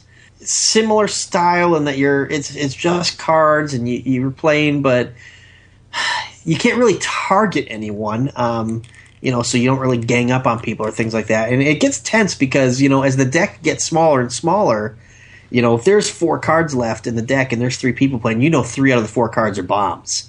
And so you're basically, sometimes it gets down to a point where you're about to lose and there's nothing you can do about it. And you're just frantically looking, hoping for something you can find. But it's a fun game. It's pretty easy to learn. You can just pick it up and play it. And it's funny, not just fun. If you read the cards, different cards have different things and just some goofiness to it. So I was surprised it ranked as high as it did on my list, but as I was kind of reshuffling things, it just kept climbing a little bit. Couldn't crack any higher than the next 4, but I feel like everything else on my list could kind of shuffle around depending on the day and stuff like that. So this one just happened to be fun as the time I was making this list. So that's my number 5. Chad, how about yours? My number 5 I alluded to a little bit earlier when I talked about a Clue kind of type game, and that's Mystery of the Abbey. This came out from Days of Wonder in 2003. So, again, a kind of older game, but, I mean, it's essentially Clue. In a lot of ways, you're trying to find out a monk that killed somebody in the Abbey. And you got about 32 people, and there are different characteristics of each monk. There's different categories where one's a father, one's a novice, one's like a Templar, one's a Benedictine, stuff like that. And then they're fat, they're hooded, they're bearded. So you have all these characteristics, and you move around a board where each room you go into in the Abbey allows you to do a certain action. But the thing I really like about this game is when you enter a room with another player, you get to ask them a question. And the question can be anything except the answer can't be a name of somebody. So you can't say, tell me a novice that you have marked off. But you can say, how many, novice Benedictines do you have marked off? And if they say 3, then okay, well, that it can't be one of those guys because you have to be truthful with the answer. Yeah. The other neat thing you can do is if you're the person that gets asked the question, you can take a vow of silence. Which can be very strategic, and when you do that, because it could be a decoy, or you could not be wanting to kind of show your cards. If you're holding, can you only do it so once in the game? No, you can do that as many times as you want. But the kicker to that is, so if I ask you a question, Jordan, and you answer it truthfully, then you can ask me a question, and I have to answer it. I cannot take the vow of silence. Gotcha. Okay. But if I take the vow of silence, then I cannot ask you a question too. So it's one of those kind of, you got to give me some information and I'll give you some information. Like if I give you nothing, I can't receive nothing in return. Just an excellent game. Again, I think it's, almost everybody knows what Clue is, so it's really easy to explain. But it has some interesting strategy where you can, and you're also trading cards each round. So information is getting passed, and I love being able to hoard like one card of one guy, and then somebody thinks that's the killer, and they'll like proclaim him as the killer, and then I'm like, nope, actually I can prove you wrong because I've been holding this card for the whole game. It's it's an excellent game. I really love it. I actually think this one doesn't get talked about enough, kind of in the geek community. It has its fans, but I really think like this is kind of one of your. If somebody said like what next step 10 board games, like I played Clue, I played Monopoly as a kid. What's 10 games I could buy as an adult, type board games that I would really enjoy? This would be one I would point to right away. Cool. I think if you like Clue, I can't imagine you wouldn't like this one. If you like Clue and you like fat bearded monks, right? And boy, do I! Man, there's some big boys too. There's a brother Fortune, and he's a hefty dude. Boy, I don't know what type of murder he's carrying out, but he's definitely a fatty. Well, that sounds fun. I've never heard of this one either. So, Chad, you are really giving me some stuff to look into. So, I'm looking at the last two on the list, and I kind of want to play the cosmic mystery of the Abbey. Fat bearded monks in space. So one follow-up question. Now, Glenn, have you played this game or heard of this game? Or are you like me? I'm going to take a vow of silence right now. Now, you can't ask me anything, so all right. So is it like Clue in the sense that, like Clue, you shuffle the cards and you put the things in a little envelope. You got to figure out what's in the envelope, or you got to figure out what other people are? Yeah, no, there's one card that's the killer, okay. And then you disperse the other cards to each person. Got it, okay. So, yeah, it's just like Clue where you have information at the beginning, you check off, and then throughout the rest of the game you find out more information, and then there's one killer. Yeah. Gotcha. Yeah, because we've been playing a game recently. It's not really cards that you pass around, but it's called Hoax, where it's sort of Clue themed, but instead of figuring out who the killer is, you got to figure out who everyone else is. So kind of a neat little twist. So I wasn't sure there, so I figured I'd ask. So all right, cool. So Glenn, go ahead and give us your number 5, man. I will reverse my vow of silence at this time. My number 5 is Dixit, which is a game that I think is pretty interesting because it has larger cards that have drawings or paintings, some of them a little expressionist, some of them a little weird, of all different art styles to an extent. And what happens is one player takes one of these cards from their hand and chooses a phrase to describe it. And all the other players choose a card, a picture from their hand that they think best fits that phrase. And then all of those cards are shuffled up so that you don't know which one the first player was actually describing. And then you have to, by placing your pieces, bet on which of the cards fits that phrase. And so if the person making the clue makes it too obvious and everyone chooses the right one, then that person loses points because they made it too obvious. Okay. If you make it too obscure and nobody gets it right, you also lose points for making it too obscure. So you got to find that happy medium there. Exactly. So that some people choose the right one, in which case they get points, and the people who choose the wrong one lose points, and the people whose cards were chosen, even though they weren't the right one, also get points because you chose a good enough card that made people think that it was the right one. And so there's some strategy in there, but there's also a lot of genuine art in these different cards. and some imagination into trying to pick a good phrase to use. So those are all things that I really like as, again, kind of a midday game. Cool. This is a game I've seen in the stores before, and I've kind of looked at the box, and I've never actually picked it up, played it. So it does sound pretty interesting. Chad, how about you? Have you played this one? Yeah, just knowing Glenn's personality, this feels like a Glenn Butler game for sure. I've mentioned this a couple times, but there's, I mentioned a couple games I'm bad at, but I think the game I may be the absolute dirt worst at is Dixit. I am so bad at this game where every time I give a clue, everybody automatically knows which card is mine. I'm hideously bad at this game, but I think the art is beautiful. I mean, this is some of the card art for this game, and it has a lot of expansions as well. It's some of the art you could hang in your house, and it wouldn't look out of place at all. But yeah, I think the expansions help add a lot of playability to the game too. Yeah, because of the concentration on the art, it's very, very easy to make expansions for. All you need is some more cards. Yeah. So, at first, the way you're describing it, it almost sounded like apples to apples to me. And then, as you kept describing it, it almost sounded like Balderdash to me. So am I kind of thinking the right way there? I'd say it kind of combines both those. Yeah, but with pictures. Right. Yeah. Cool, that sounds fun. I'll have to give that one a try as well. Man, I am going to spend a lot of money on games. Yeah, that's another one that's super family-friendly, too. Yeah, so that's cool. Maybe I'll play with Chad so I can actually beat him at something.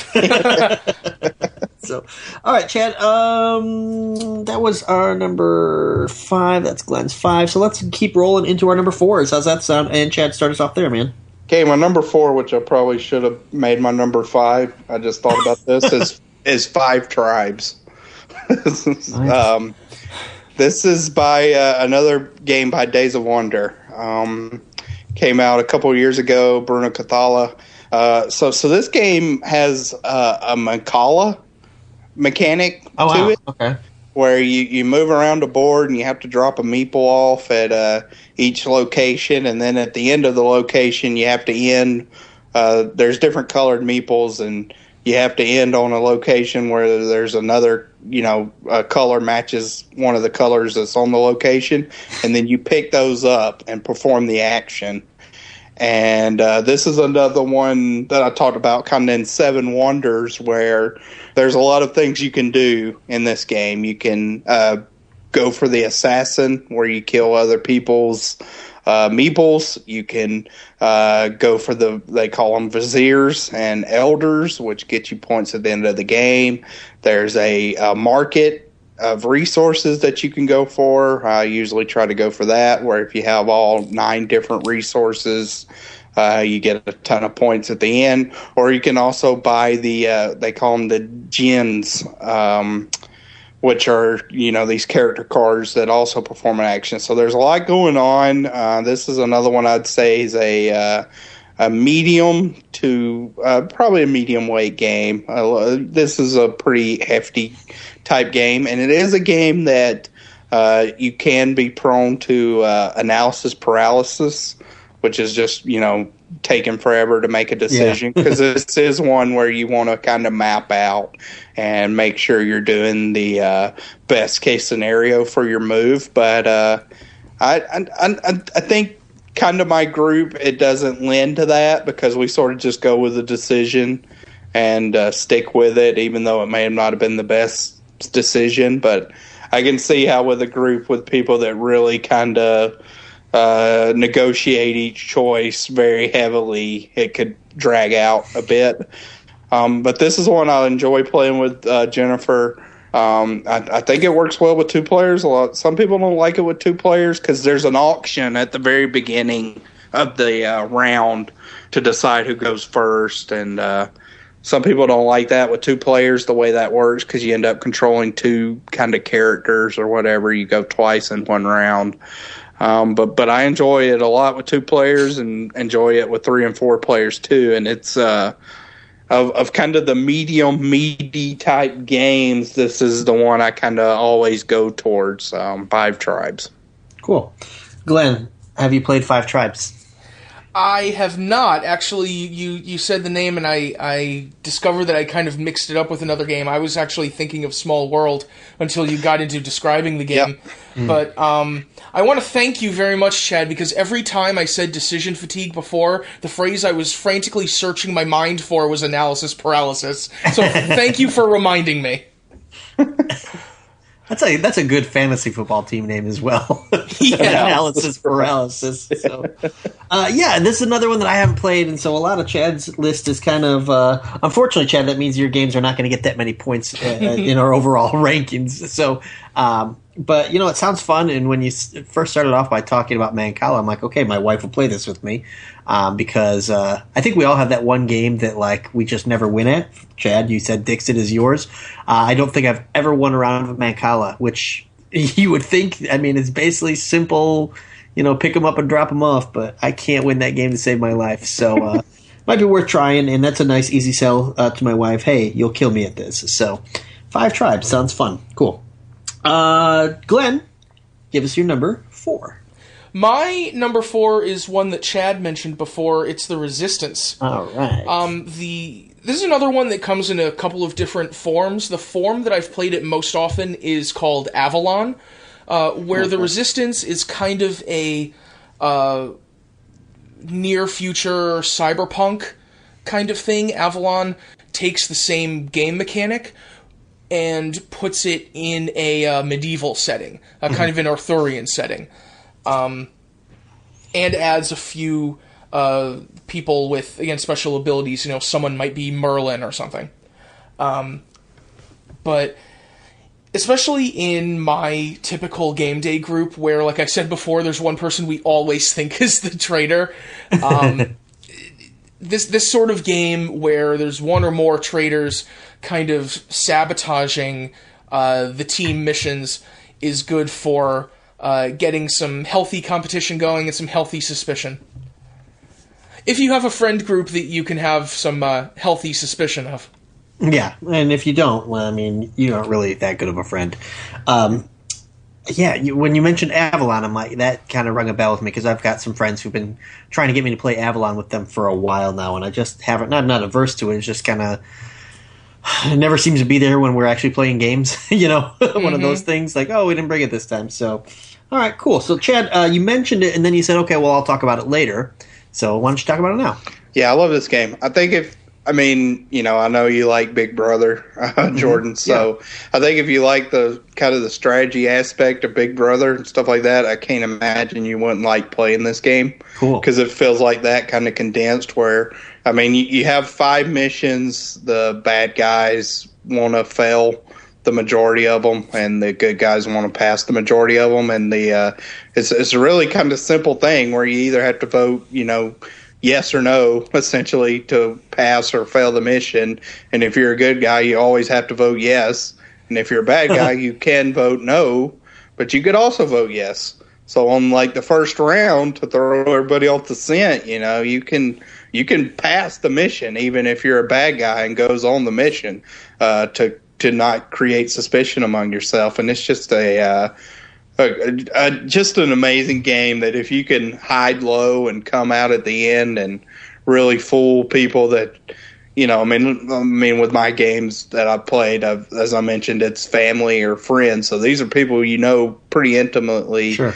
And to kind of pull the wool over their eyes and trick them and to have a great kind of game plan going in, or if you smoke somebody out, I love that too. So the social deduction type genre has been very popular the past 3 or 4 years. I'd say since the Resistance came out, I think that kind of jump started it again, where Werewolf was always kind of the big kind of person in that type of arena, and now there's a lot of games that are marketed that way, but Resistance is the best for me. I actually like Resistance to Cyberpunk a little bit better than Avalon, but both of them I take over any other social deduction game, both versions. Cool. All right, well, that's something I'm going to have to try. So, Resistance is high on Glenn's list, on Chad's list, and I just haven't played it yet. So, I'll finish off our number 4s, and I'm going to go back to a party game. It's a newer one, and I actually just got it this year, and played it a lot this past weekend. So maybe it's fresh in my mind, and just some recency bias there. But it's called Concept, and Concept is a really interesting game. In the sense that, your typical party game, you draw the card, and it's like, I don't know, Pinocchio or a phrase or a movie or something like that. And you can kind of pick what you want to go for, but you don't draw it, you don't act it out. Instead, what you do is you have a board full of pictures and arrows and colors and things like that. And you got a bowl full of little, I guess blocks or beads, different colors. And you just place things on the board to try and get people to figure out what it is. So let's say I had Pinocchio, I mentioned. So I would put my first bead on, there's one that is like a mermaid, something like that. So you can kind of know it's a fictional character. Or I could go with movie. And then you could put it on a piece of wood. So, like a fictional character made of wood, and it's really harder than it sounds. It's one of those games you look at it like, oh, this is easy, I could do that. And then you do one, and you're like, huh. What do I do? And especially if you try the hard stuff on the card, it's really, really tricky, but it's actually really fun once you get going. We actually play it to the point where most of the time we play it, we don't even keep score. We just play it just to play it. But in terms of keeping score, if it's your turn to give the clues, if you get a point, obviously, if somebody gets it right. So there's a benefit to being good at giving the clues as well as guessing the clues. So Chad, I heard you make a sound when I mentioned Concept. I don't know if it was a positive or a negative one. What do you think of that one? Yeah, I like Concept, and this will probably sound harsh, but I mean it as a compliment. But it's kind of a game that's not really a game. You know what I mean by that? Mm-hmm. Like, yeah. I mean, we don't really.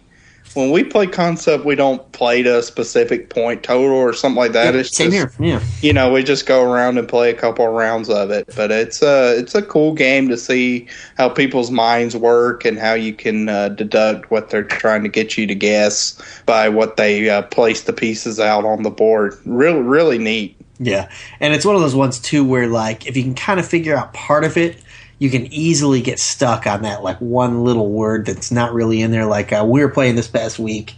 My brother was playing with us, and he was trying to get us to guess the phrase, down the wrong hatch. And we just kept saying, down the hatch, over and over and over again. And he's just, like, giving us this look of death, like, you idiots. It's obviously not that. But, your brain kind of gets stuck there, even though you've said it 60 times. So that happens a lot, and it can be frustrating. But it's like rewarding when you finally figure it out. You're like, oh, yeah. And what's kind of cool about it is there's no timer. It's kind of like you go until you decide, okay, no one's going to get this. So it's kind of on the person giving the clue. You can play with a timer, but there's no timer in the box or anything. And I think the rules actually say, just go until it's clear they're not going to get it. So somebody can really drag out their turn, or somebody can just give up real quick. So, Glenn, have you played Concept? No, I don't think I've heard of it before. Yeah, I think it's fairly new, maybe like the last 2 years, Chad. Yeah, 2013, I want to say. Okay, 2000. It was nominated for the Spiel des Jahres. So yeah, that's exactly why I ranked it. I spilled a lot of jars over that game.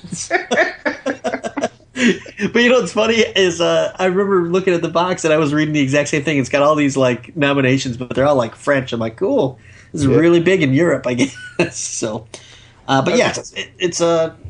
I don't want to say it's a simple game because I don't think it's simple, but it's a simple concept that's pretty hard in execution. So that's where I rank that, and that's the last of my straight up party games. The rest of my list is kind of like my gold, my silver, my bronze. So let's get into that with everybody's. And Glenn, why don't you start us off with your number 3, your bronze medalist here? My bronze medalist is Flux. Okay, and there's a ton of versions of this, correct? Oh yeah, so many different versions, so many different variations, so many expansions I think you can get to.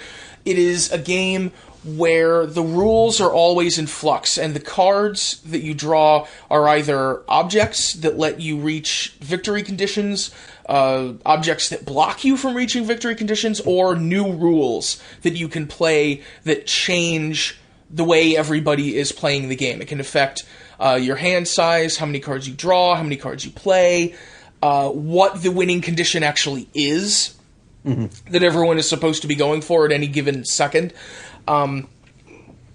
Everything is in flux. Which really sucks if you're very close to winning and then the winning conditions get changed. And someone changes it, yes. Yeah. Yes. Very, very frustrating at times.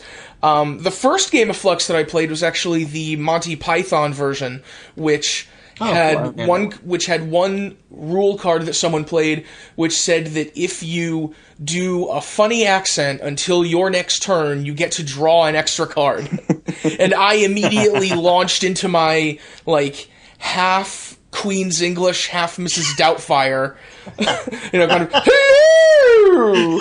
And then people want to draw out their turns just so you have to keep talking like that. Oh, yeah, there was one person sitting next to me who just burst into laughter whenever I would say anything, because I was always saying it like this. Oh, yes. And she was the one who played that rule, and so the play would have to go all the way around the table before it got back to me, and I finally got to draw that freaking card. But some of the goofy stuff like that is really great. In the Monty Python version, even more so, obviously. There's a space sci-fi version that I have that I've played a couple of times too. Like I said, all different versions, and it's really fun to see all the little weird ways that you can change the game. Yeah, this is a game. Man, I'm surprised I didn't think of this one. I don't really know why it didn't rank on my list. I guess just I haven't played it in a while, maybe. I don't know, because I enjoy it. Chad, have you played Flux? I have never played Flux. Wow. Okay. Yeah. There's a zombie one I know. Mm-hmm. Well, I've never played the Monty Python, like Glenn mentioned. There's gosh, what is that? I think the regular show. The regular show on Cartoon Network. There's one of that, and so it's a good version of a game that a lot of times goes wrong. There's a lot of games out there where it's like, isn't this a wacky card? And the game itself is kind of like, not to just kind of go off on a tangent, but I picked up a game and it was called We Didn't Play Test This Game at All. Yep. And I hated it, man. I was like, this is dumb. And it's basically just goofiness just to try and be goofy, and I didn't like it that much. I mean, maybe it was just me because some of the other people that played it really enjoyed it. And there's another game I think it's called Cow that's like that. And this is a really good version of those type of games in Flux. And I don't know which ones came first, so maybe everyone's trying to imitate Flux. But if you like just some wackiness to your game in terms of changing things around and doing silly stuff like that, I think it can be a lot of fun. So. So you think they should have play tested a little, huh? They really should have. I'm trying to think of what some of the cards were. One of them was okay, if we're playing in a group and I play my card, I say, okay, who wants a present? And you have to decide if you want a present or not. And the present could be puppies, and you all win the game, or it could be poisonous snakes, and anyone who takes it dies and is out of the game. Hold on. Yeah, so that was my... Sami Zayn making a run in? Yeah, no, that was my alarm. I have to switch the laundry before I go to bed tonight, so my wife has a towel to shower with in the morning. So, sorry, I thought that was on mute, fellas. Although I don't know if anyone is going to make a run-in on a board game podcast, wouldn't it be Sammy?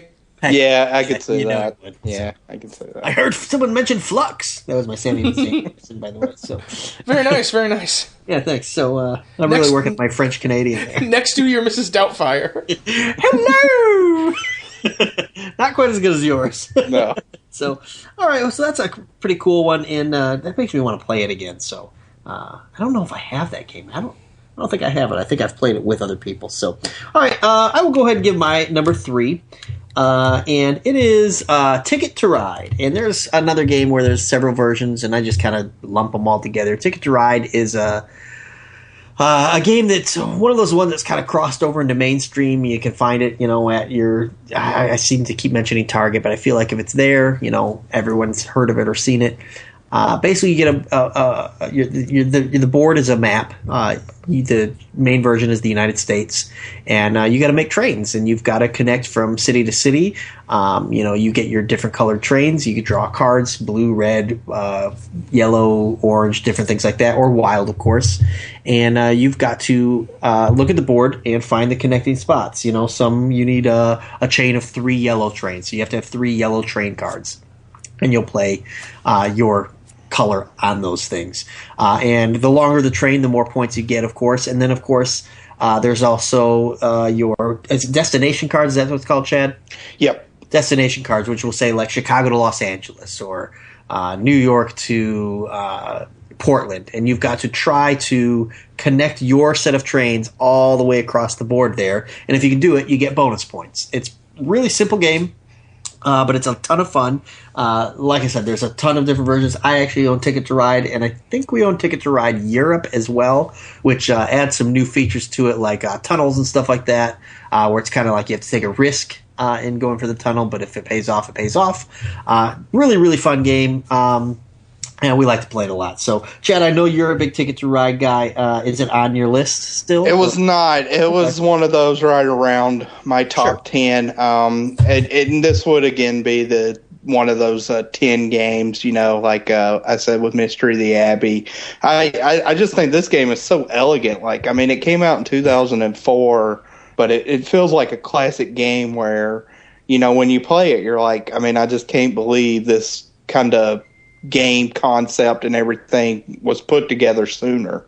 It feels like it was from like the 60s or 70s because it kind of has that classical vibe. But even like an older look, Yeah, sort of has that 1900-ish type expansion look. But it really just flows well. It has some strategic aspects, and I love it. I like Ticket to Ride. I own that, Europe, and Nordic countries, which is the 2 to 3 player version, which can get pretty mean. And then also some of the maps I really enjoy. I played the India map, which is cool, and the Switzerland map, which is another mean map where stuff gets pretty tight and you get screwed on routes pretty easily.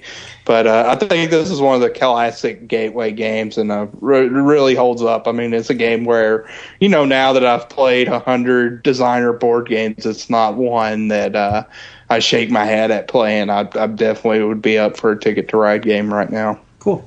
Glenn, have you played Ticket to Ride?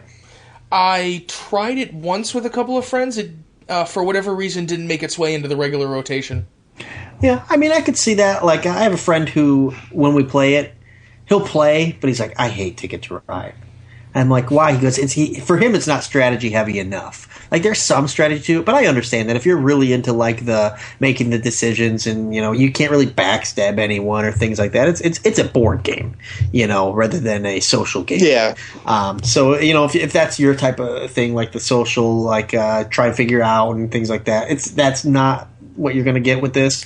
But just in terms of board games, it's one of the best that I've ever played. So, all right, so that's on my list, not on any of your guys', so that's fine. Also, a nice fun fact: the only interaction I've ever had with Mrs. Jordan Duncan was me recommended Ticket to Ride. Oh, really? Yes. Okay.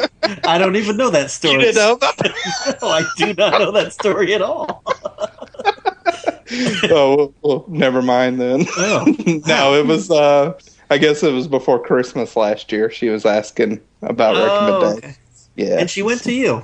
Yeah, she reached out. Interesting. Yeah, I should pull that up because it said the wife is scoring some points right now. Yes. I can't remember. This will be kind of layman's terms, but it was, I'm Jordan Duncan's wife. He tells me you're a big board game guy.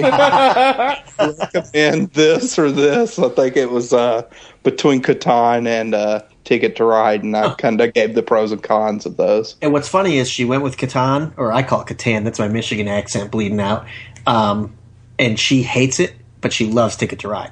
Yeah. So she made the wrong choice for her. Well, I think I did say that I thought like Ticket to Ride was better for a family. Yeah, definitely is. I kind of feel that way. Yeah. Definitely is. So okay, cool. Good to know that my wife is looking out for me, doing the heavy lifting there, trying to make sure I get the right present at Christmas time. There you go. Which is Very what nice. Christmas is all about: me getting the right stuff. So, Chad, why don't you finish off our number threes? So my number 3 is the pandemic entry for me, and I think we could combine this, but my specific number 3 is Pandemic Legacy, which came out last year, and it's pandemic, but it's kind of a weird, I'd say, version of it where each and you kind of have to stay spoiler free on Pandemic Legacy.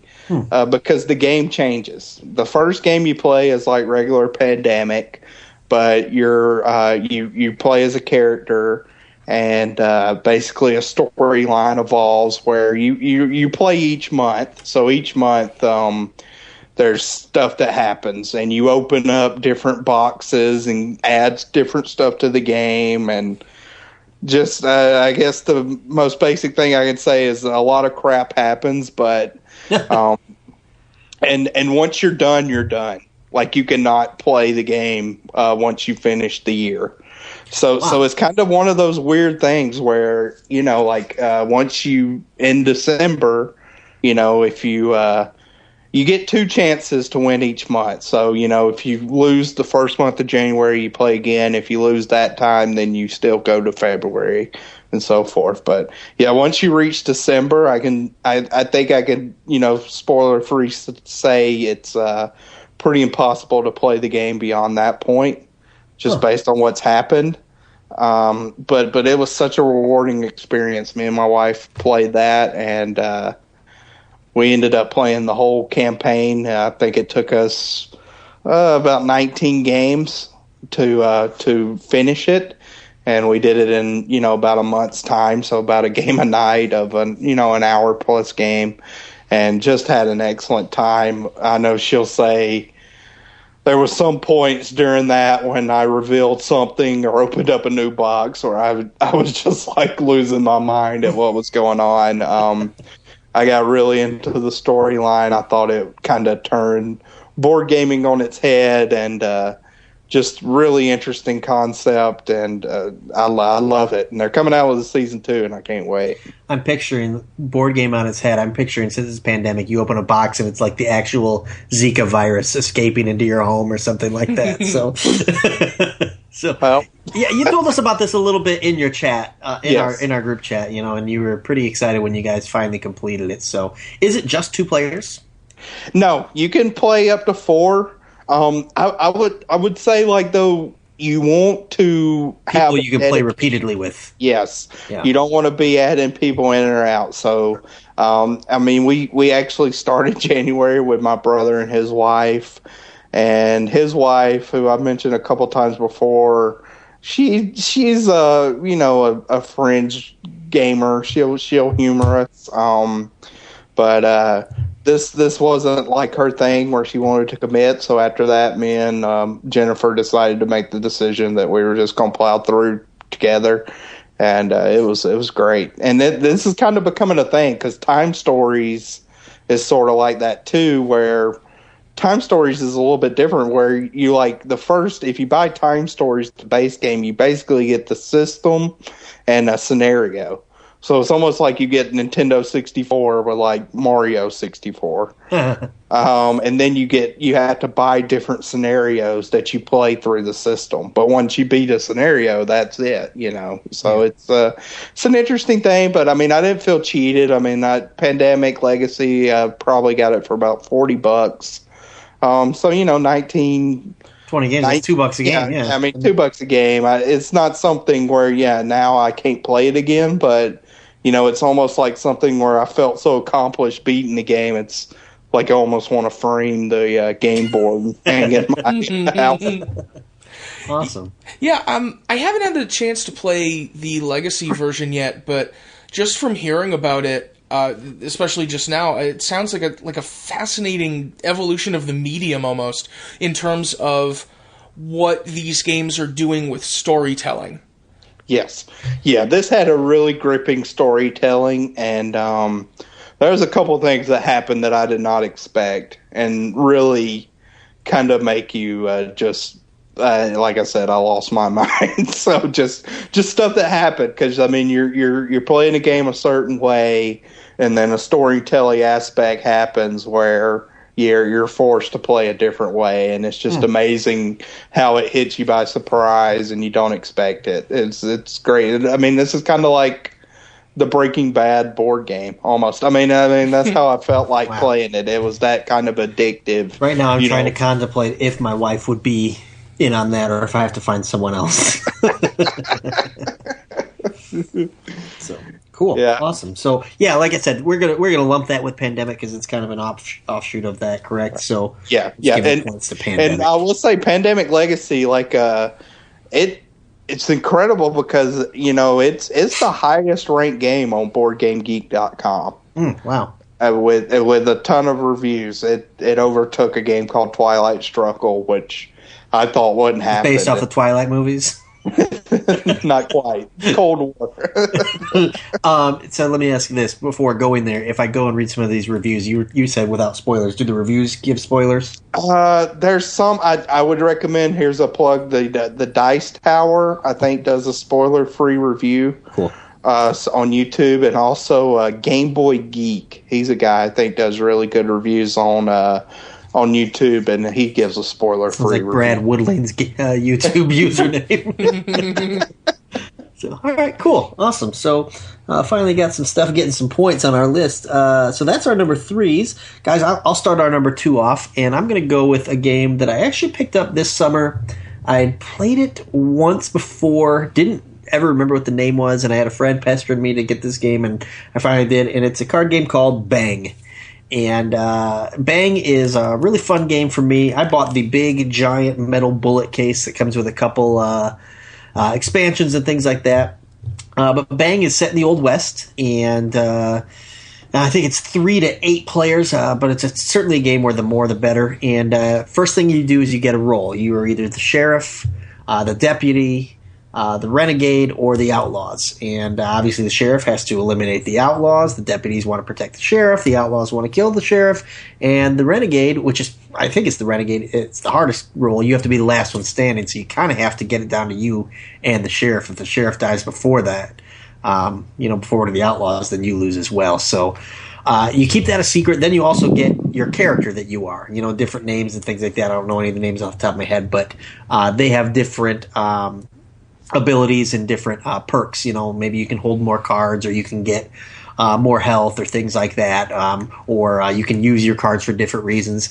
And so it goes around, and you kind of have to decide how you're going to play it out, because you don't want everyone to know if you're a deputy. Which, by the way, the sheriff is revealed. Everyone knows who the sheriff is. So if I take a shot at the sheriff right away, I'm pretty much revealing that I'm a bad guy. But it's a cool game, and there's different ways to play. You can shoot someone, you can have a duel, you can gain your health back, you can miss. There's like a Gatling gun, there's dynamites, there's jail, all kinds of stuff. We've played this a ton. It's a lot of fun. When it's one of those games where when you play late into the night, you start to get a little loopy. You start playing with the cowboy talk and the southern accents and things like that. Just a ton of fun, and I really, really like playing this game. It's one of those games that, like, when I look at it, I'm like, man, I want to play Bang. I want to get some people over here and play. So very high on my list, and I really, really enjoy it. So, Glenn, have you ever played Bang? I think I played it once in a group setting some years ago. I don't remember it very well. Okay. How about you, Chad? Yeah, like Bang. I actually like the dice version better. I don't have the dice version, so it's quicker. So I mean, I think if you enjoy kind of the, and I mean they both have strengths and cons, but I mean for us the dice version, it's like a 15-minute kind of can get our vibe, and I do see what you mean by like playing up the cowboy talk and like getting into character, which could help with the card version. Mm-hmm. The dice version, you really don't have time to personify that. Also, in the dice version, it's very easy to see who's who. So that's kind of a detractor. It's usually not much of a mystery of what character each person is. Right. But yeah, a really fun game. I think it does that kind of deduction aspect in a unique theme with the Wild Wild West that works. Yeah. And what's cool about it is it's a thing where, even if you get figured out, that doesn't eliminate you from the game. It's like, right. Okay, you know who I am. Now you got to take me out, Yep. So that's kind of neat. For sure. So, all right, cool. Well, that's my number 2. Why don't you give us your number 2, Chad? My number 2 is Legendary, and specifically the Marvel Legendary. Kind of that what am I trying to say? That IP of version of Legendary, because there's Firefly, there's Predator, there's Alien, and there's Little Trouble in Big Trouble Oh my in gosh! China. Okay, I almost bought this game not that long ago. Yeah. So I have them all. I'm a nerd and collected it, and I actually have the. This is my Brad Woodling. I have this obscure game that's worth a lot of money, story time. But there's a Fantastic Four expansion for this Legendary game that came out right before, I guess, Sony claimed the rights for Fantastic Four. So now it's 100 cards. And if you look on eBay, a new version of that now is like $150. Oh my gosh. It is like insane how this, even used versions, I could probably sell my used version for the cards that are sleeved for, $50, $60, which is nuts. But really, Legendary it's a co-op game where it's kind of like deck building, correct? Yeah, it's deck building. So you start out with a really crummy hand, and you build up. You recruit heroes. That's why I like the Marvel version the best. You recruit the Marvel heroes to go after the mastermind. And I'm not really a big comic book guy, and neither is Jennifer, but something about this game when we first got it really just sort of seemed to us. And it took us a couple tries. Like the first couple times we played it, we were kind of like, and we got beat pretty handily, and didn't really see how the combos work together. But, I mean, there's so many possibilities now where I own, with all the expansions just in the Marvel version, we're probably at like 2,500 cards. Oh my gosh. Legitimately, I mean, it's insane. Like when I lift it, I can do curls with the box and like do my workout for the day. But the combos are just endless. And it's really fun to just sort of fire off those combos and take out the villains and work together as a team. But then at the end, if you win, you compare each other's victory points. So it does sort of have that effect where, I won, but Jennifer beat me because she has more victory points. Yeah. Right. Basically the MVP. That's a good way of putting it. But yeah, this is a game we've played a lot. And I'd say the reason this is my number 2, though, is this is my favorite game to play solo. Oh, you can play by yourself. Yeah, so you can play by yourself with, you operate 3 heroes. And when I travel with my job, which happens a lot, this is one I always take on the road. Like I have a little condensed box of just, about 10, 15 heroes that I can play with. And it's something I really enjoy to play with, like in the hotel room and stuff. So that's why Legendary gets the nod as my number 2. Yeah, I almost picked up the Big Trouble in Little China version not that long ago. I was at a store, and I remember seeing I said, they have a Big Trouble in Little China game. I picked it up, and I was walking right to the register, and then I thought, I'm like, nobody's going to play a Big Trouble in Little China game with me. So like I didn't even look at what the game was. I'm just like sold. I've never watched the movie of that, and I picked it up. I got it for my birthday, but I haven't played that version yet. But yeah, that's essentially the same thing. It's kind of weird because that's like. It's because the Alien and the Predator and the Firefly, they call their encounters. Mm-hmm. It's like Legendary encounters, but and it's fully co-op and has a couple of different rules. Big Trouble in Little China is essentially the same as the Marvel version, but it doesn't really integrate with the Marvel version, and you can't play that one solo. I know that, which is kind of weird. But yeah, so I like all of them. Some people prefer the Alien one as their favorite, but just for me, I like the Marvel one the best. That's just sort of personal preference. Cool. Well, I have not played Legendary, but I am aware of it. I've seen the different iterations at my local game store, and maybe I'll have to give it a try. It's one of those games that the price tag has turned me off a little bit. Yeah, it can be pretty like I said, with all the expansions and stuff. That gets into sort of a dilemma with me. So yeah, I mean, like for my birthday this past time, I pretty much got just expansions or other iterations of games I already owned instead of new games. Sure. So I have to fight that internal battle. First world problem, but you know. Glenn, have you ever played Legendary? I have not. That's another one that I've seen recommended a lot, though. We should do a Kickstarter, a Legendary WWE game. I tell you, I think that would be cool, and I want to do this is my design. I want a James Bond Legendary. So yeah. I mean, if it's just rich in characters, I mean, yeah. I mean, I think that'd be cool. Like where the heroes could be like Minnie Penny, James Bond, Q, stuff like that. I think that'd be awesome. Cool. All right. Well, Glenn, that was Chad's number 2. My number 2 is Bang. Why don't you give us yours? My number 2 is another effect of game scheduling that we've mentioned a couple of times. Like I've said, at my game days, usually there's a lot of food. You know, the host makes food, people bring wine.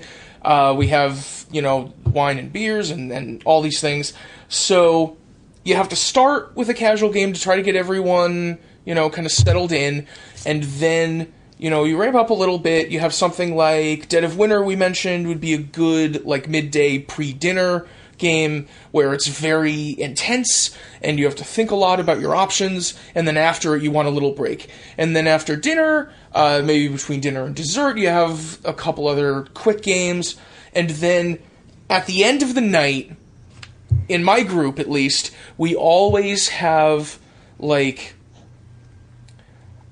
game where you kind of let loose a little, where you're not thinking about strategic decisions very much, where you just want to laugh at some goofy stuff, maybe, and maybe, people have had a bottle of wine, and then, they're feeling that a little. So, my number 2 ends every game day that I have, and it is Cards Against Humanity. Which has recently just kind of exploded into, I think it's Target, just all of a sudden, acquired the rights to it or something. Yep. It is everywhere in Target. Booster packs and expansions and a million different things you can buy for this game now. Yeah, so. I don't have the Target-specific pack yet, but I'm heading over soon to get it. Because I got hooked into getting all the expansions, too.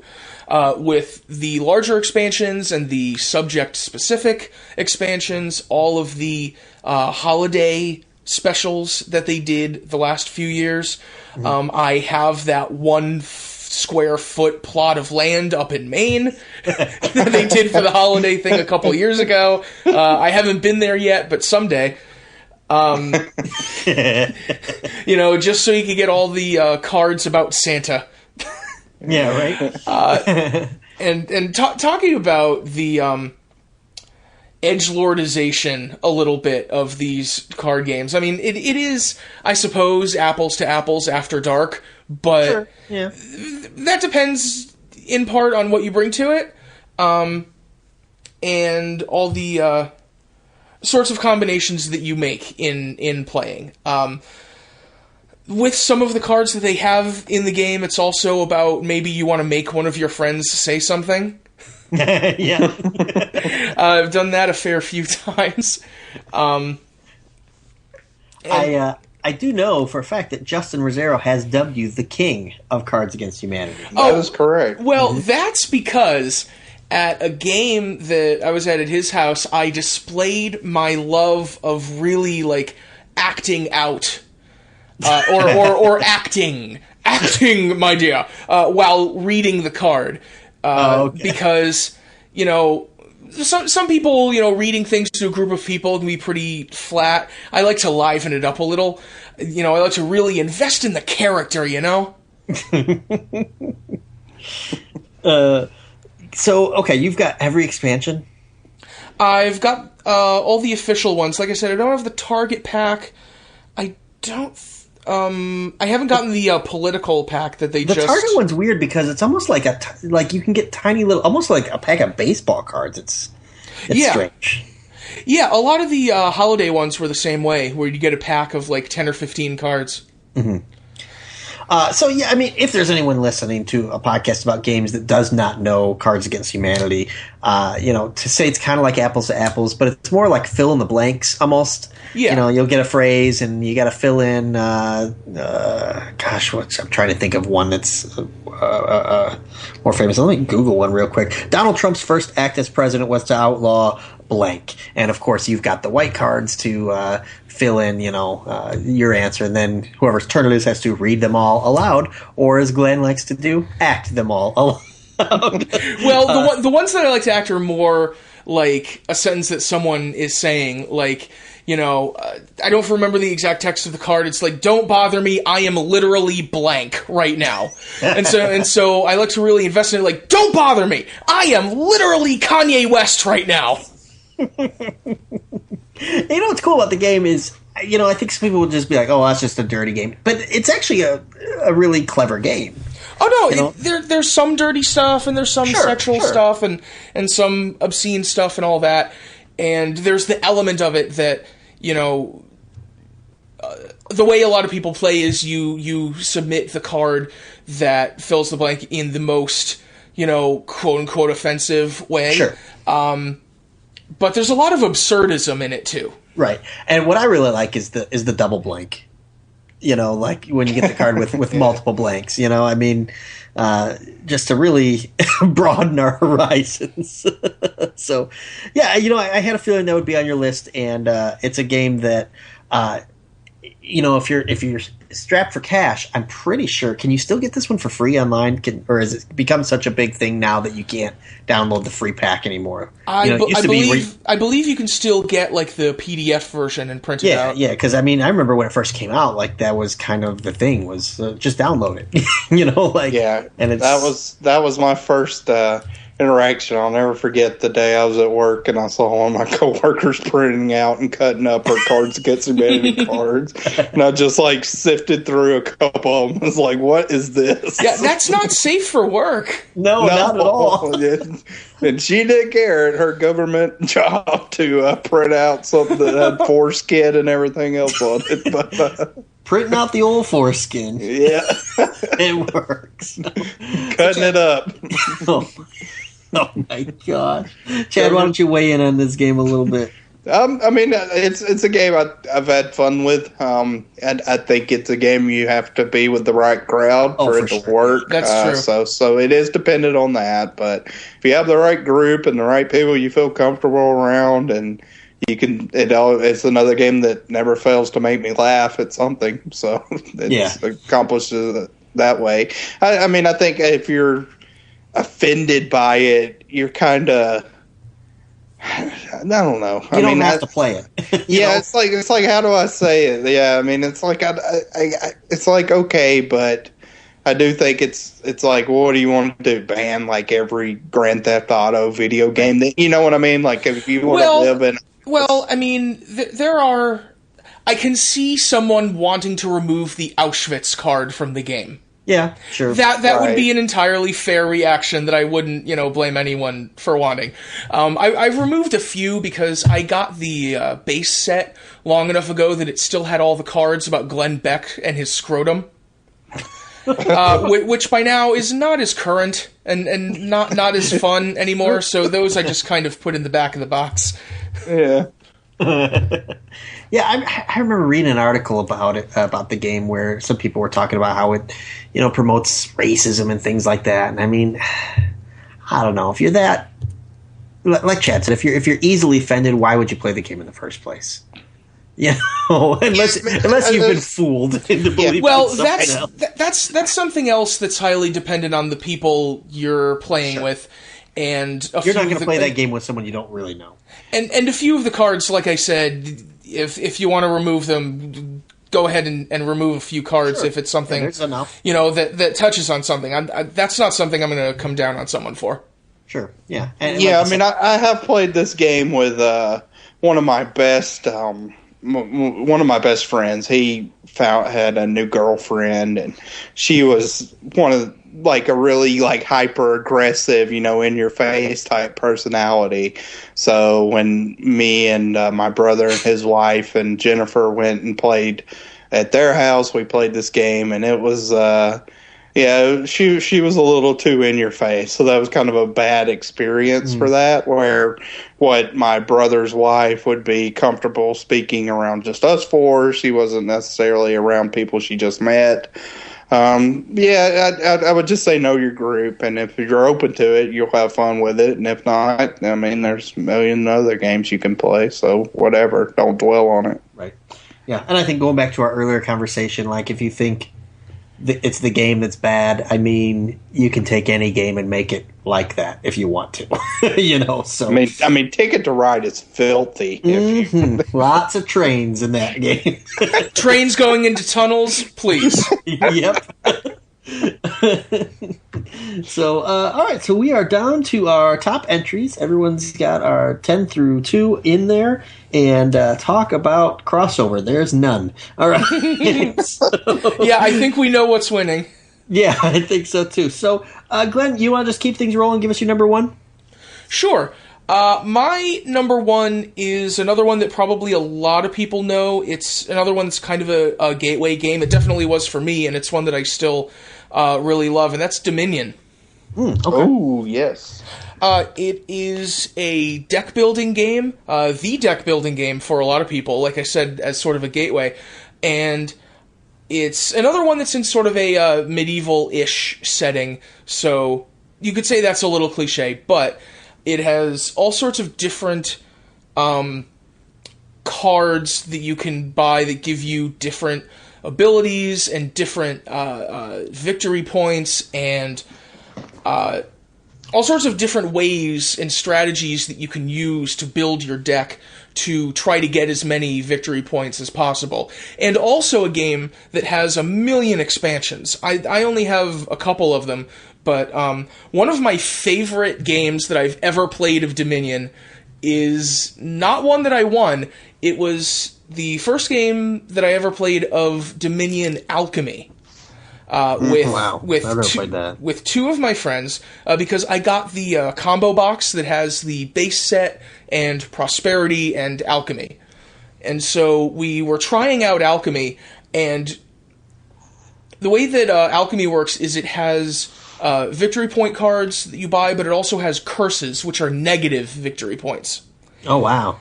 Okay. And so it can be a little hard sometimes to keep track of how many points you have, because you kind of have to shuffle through your deck and not only add up all of the victory point cards, you have to add up all the curses and subtract everything. And so this game went on for a long time. And then when it finally ended, because one of the virtues of alchemy is that you can string together long combinations of cards. Like you play a card that lets you play another card, and that other card that you play is something that lets you play two other cards, and one of those cards is something that lets you draw a card and play it. And so you can daisy chain these things on and on and on in a lot of the Dominion variations, but especially in alchemy. And so this game went on and on and on and on. Finally, we finished. The three of us were tallying up our points, and we found that after this, hours-long game, of a game that's not supposed to be hours long, it was a 3-way tie. Oh, my God. I mean, one of my friends that I was playing with was so mad that after all of this, we wound up in a 3-way tie. I almost wanted to dance. I was so happy. It was so incredible. Oh, that's awesome. I remember a couple years ago, I think, did they try to launch this online and it just failed really badly? I don't know. I think there was a browser-based version that didn't really... Maybe I'm thinking of something else. Or maybe just the name Dominion, because it's not that uncommon. I have to look that up. But anyway, okay. Chad, what do you think about Dominion, man? Yeah, really fun. I mean, I like the deck building genre a lot. That kind of mechanic. And this is kind of like the grandfather of it, as Glenn mentioned. So it's a game. I mean, I don't think the game has a ton of theme, but it packs a lot of punch for being, I guess, as themeless as it is, because you start buying and rolling off the card combos and stuff, and you really get into it. Cool. I mean, that's also one where sometimes I like to invest a little more storytelling than is actually in a game. And so when I'm putting down, say, my militia card to block someone else trying to make me discard cards or something, I wonder, who are the people in this militia? Did they want to sign up for this? Did they want to be part of my kingdom? What do they think of my rule? What are the hoi polloi like in this game? Because in all the games that you play, you're always on the upper tier of society, right? Because all these games want you to make big decisions and build things and go to war and all these things. So I'm wondering, what's life like for the hoi polloi in Dominion, Oh, okay. And since Jordan loves it so much, I'll also announce that game won the Spiel des Jahres. So there you go. It won. See, Concept was just nominated for the Spielberg, Glenn has Spielberg a couple Jars winners. Award. Glenn has a couple winners because Carcassonne won as well. So, yeah. And I would say this: don't let the name of a game turn you off, because sometimes you just like Carcassonne. You know what I mean? It's. Yeah. I think maybe they could do a better job, but who cares? All right. So Dominion is Glenn's number one. I kind of want to save Chad for last, just because he's given so many unique answers. So I'm going to go and give the least unique answer of them all. Yeah. I really tried to be creative and think outside the box, but I couldn't. Catan is my number one. And it's almost based solely on all of the many expansions. I just really, really love the game. My favorite one is Cities and Knights, and I almost thought about ranking them separately, but I'm like, that's kind of dumb because you can't even play the expansions without the base game. I feel like that's the go-to designer board game. It's the one that even people who don't know games know that game. And I just got into it really not that long ago. I think last Christmas is when my wife bought it for me at the advice of Mr. Chad Campbell, apparently. And I think I had played it before, but I never owned it before. And we started playing it, and we really, really got into it. I've got Seafarer's version. I've got expansion packs for every version that I have to allow 5 or 6 players. And for me, it's just I don't want to say a perfect game, but just everything I look for in a game. It's got strategy. It's got social interaction where you can trade and make some deals and things like that. It's got some unique twists. The expansions change it up enough to where it doesn't get boring. I know it's kind of a boring number one pick, but I couldn't really go against it because as much as I love the other things on my list, I'm always up for a game of Settlers. So, Chad, is it your number one or did it miss your list? It missed my list, but yeah, this is your your quintessential gateway game. I'd say this and Ticket to Ride. I mean, those are kind of the two, and both are good games that have held the test of time. So while now I personally like Ticket to Ride better, I definitely give Catan credit. It's like that Hulk versus Andre match. I mean, it really is. I mean, it's something where it's like you may have seen Shooting Star Press and 450s and stuff like that, but you can't take away from what was created when they designed this game, and it still is enriching, and it's led to at this point millions of people playing board games. Yeah. So, and there's even some versions I still haven't played yet.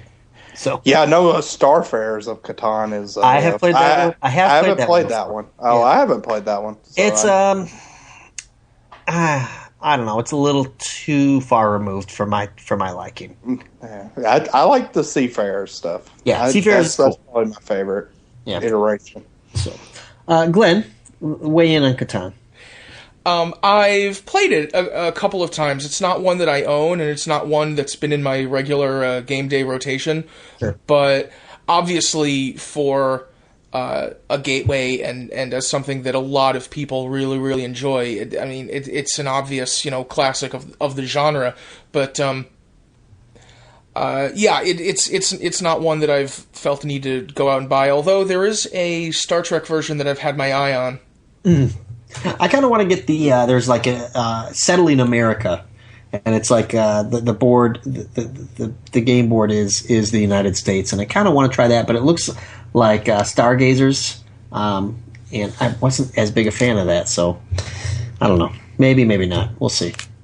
All right. Yeah, Catan was something that was on like Big Bang Theory, where they were playing that 6 or 7 years ago. Oh yeah, so before the big explosion. So yeah, it's a gold standard. Cool. All right, Chad, finish us off. Give us your number one. Well, we talked about some really recognizable games, and I'm kind of surprised nobody's mentioned this one, because I think it's the most recognizable game, and it's my number one, and it's a game called Summoner Wars. Summoner Wars. You said it's most recognizable. I think you got us. You might be making that up. I don't even know, man. Nope. Yeah, it's by Plaid Hat, the same people that do Dead of Winter. Okay. And I guess I should give a little backstory about this. I know it may be kind of surprising being a huge pro wrestling fan and also doing now a 2.5 hour podcast on board games, but closing in on 3, pal. Oh, there we go. So Between the Sheets level podcast on board games. When I grew up as a kid, I kind of the nerdy things that are classified as nerdy, that type of genre, as far as fantasy and stuff like that, I never was into. I don't think I was judgmental against that. It's just, when I was in high school growing up, I played sports, so kind of that jockey, preppy type vibe that I portrayed. So this game, Summoner Wars, is basically chess, but you're a fantasy faction going up against each other, and you have a deck of about 30 cards, and you can recruit those cards onto the battlefield. It's almost like a miniatures game, but it uses cards. So you can go through your deck, which is pretty nice, and you can decide whether you want to get your big champions out there, or if you want to kind of keep recruiting your wimpy guys and hope that's enough, because you're trying to protect your summoner. You kill the other person's summoner, you lose. And it's really a game that's meant for 2 players. You can play 3 or 4, but yeah, it's really 2 players only. I would recommend it. But yeah, I was that way. I never was into the fantasy genre thing. By the time I did play this, I had started to become, I guess, more accepting of that type of stuff, where I'd read books like Wheel of Time and stuff like that. But still, this was like one of the first games that I got, and I think it was a Tom Fassel review that I decided to go out on a whim and buy this. And then even stupidly beyond that, I decided to present it to Jennifer, which this is totally not her theme at all. But it's just a game that we've both loved, and we've played it over 100 times now. Wow. Probably about 45 minutes a game is what you're looking at. And it's a strategic game where you get into the middle of it. It's not, for me, it really hits that sweet spot where for 45 minutes, I'm totally engaged. I'm totally invested. I'm really thinking about it and preparing my brain on what I want to do next and try to outmaneuver my opponent. But, it's not taking the whole night either. So when we put Caden to bed, this is something that we can play, one game of, and then still watch a TV show and go to bed at a decent hour. So it's a game I don't think is for everybody. But just for me, it's totally for me. The factions are all different too, which I really appreciate. You have kind of a mercenary faction, which is really cool, and you can deck build and customize. They recently came out with the last 8 decks of this to finish the game up completely. So now there's 40 decks total, which is insane. The combinations. But yeah, you can be a faction like the Jungle Elves, which are really fast and cunning, or you can be the Tundra Orcs, which are, very slow and powerful, and they really feel like it in their special abilities and the way you can move around the board. So yeah, that's my number one. I know it's kind of obscure for kind of your casual gamers and even getting into serious gaming, but like I said, I don't think this is being many other people's number one game. Like Catan and Dominion both, I'd say would be a lot of people's number one game just because they have really good crossover appeal. I don't think this game has that, but for me, it's tops, and I'd really be surprised if anything overtakes it at this point. Awesome, cool. I've never heard of this game, so I have nothing to add. Glenn, I think you're more like me there, correct? Yeah, that's definitely one that I'm thinking of buying now. Another vow of silence. Sure, yes, bye.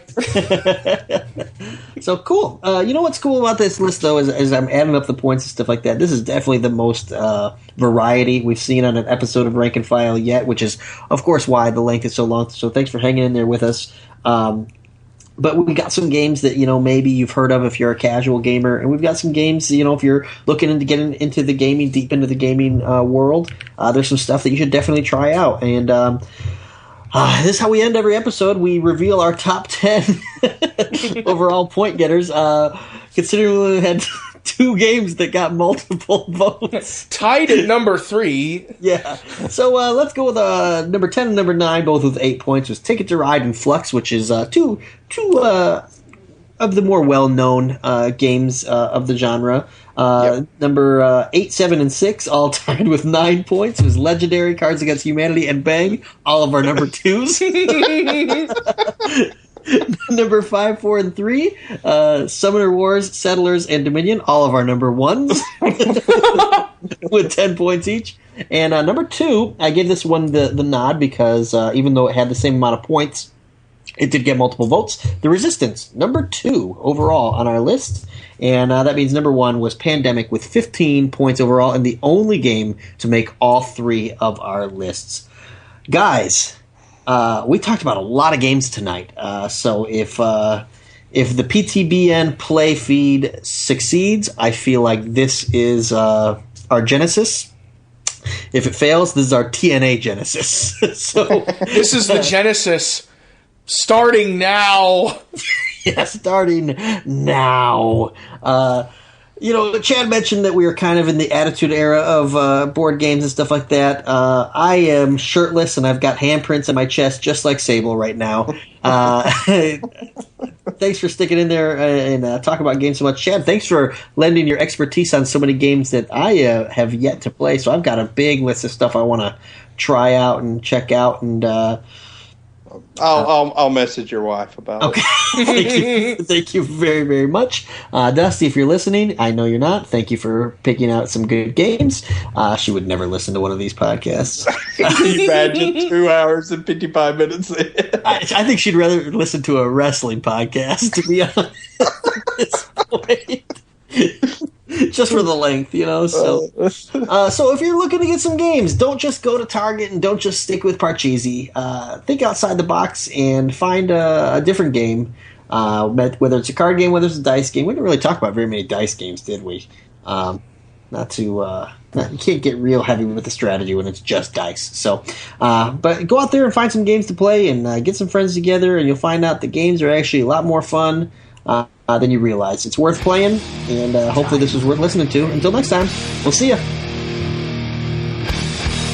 Time to play the game!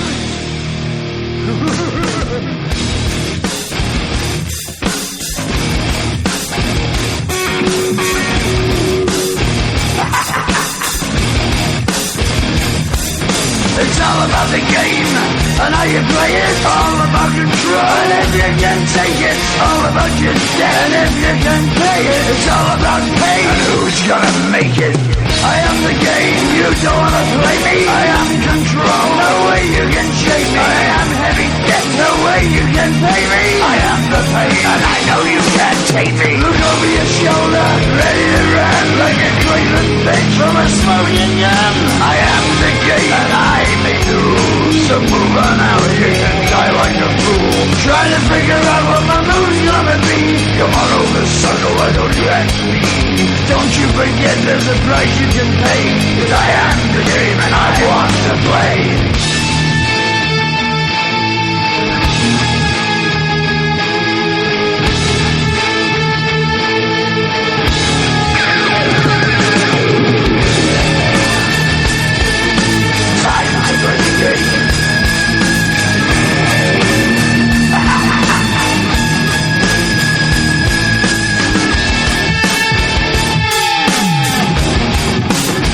Time to play the game.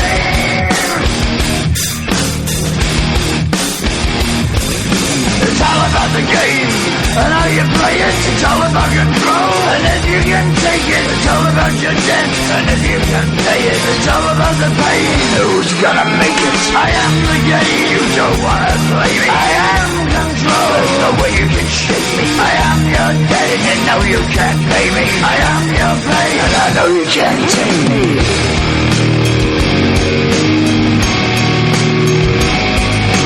Play the game, you're gonna be the same. You're gonna change your name, you're gonna die in flames.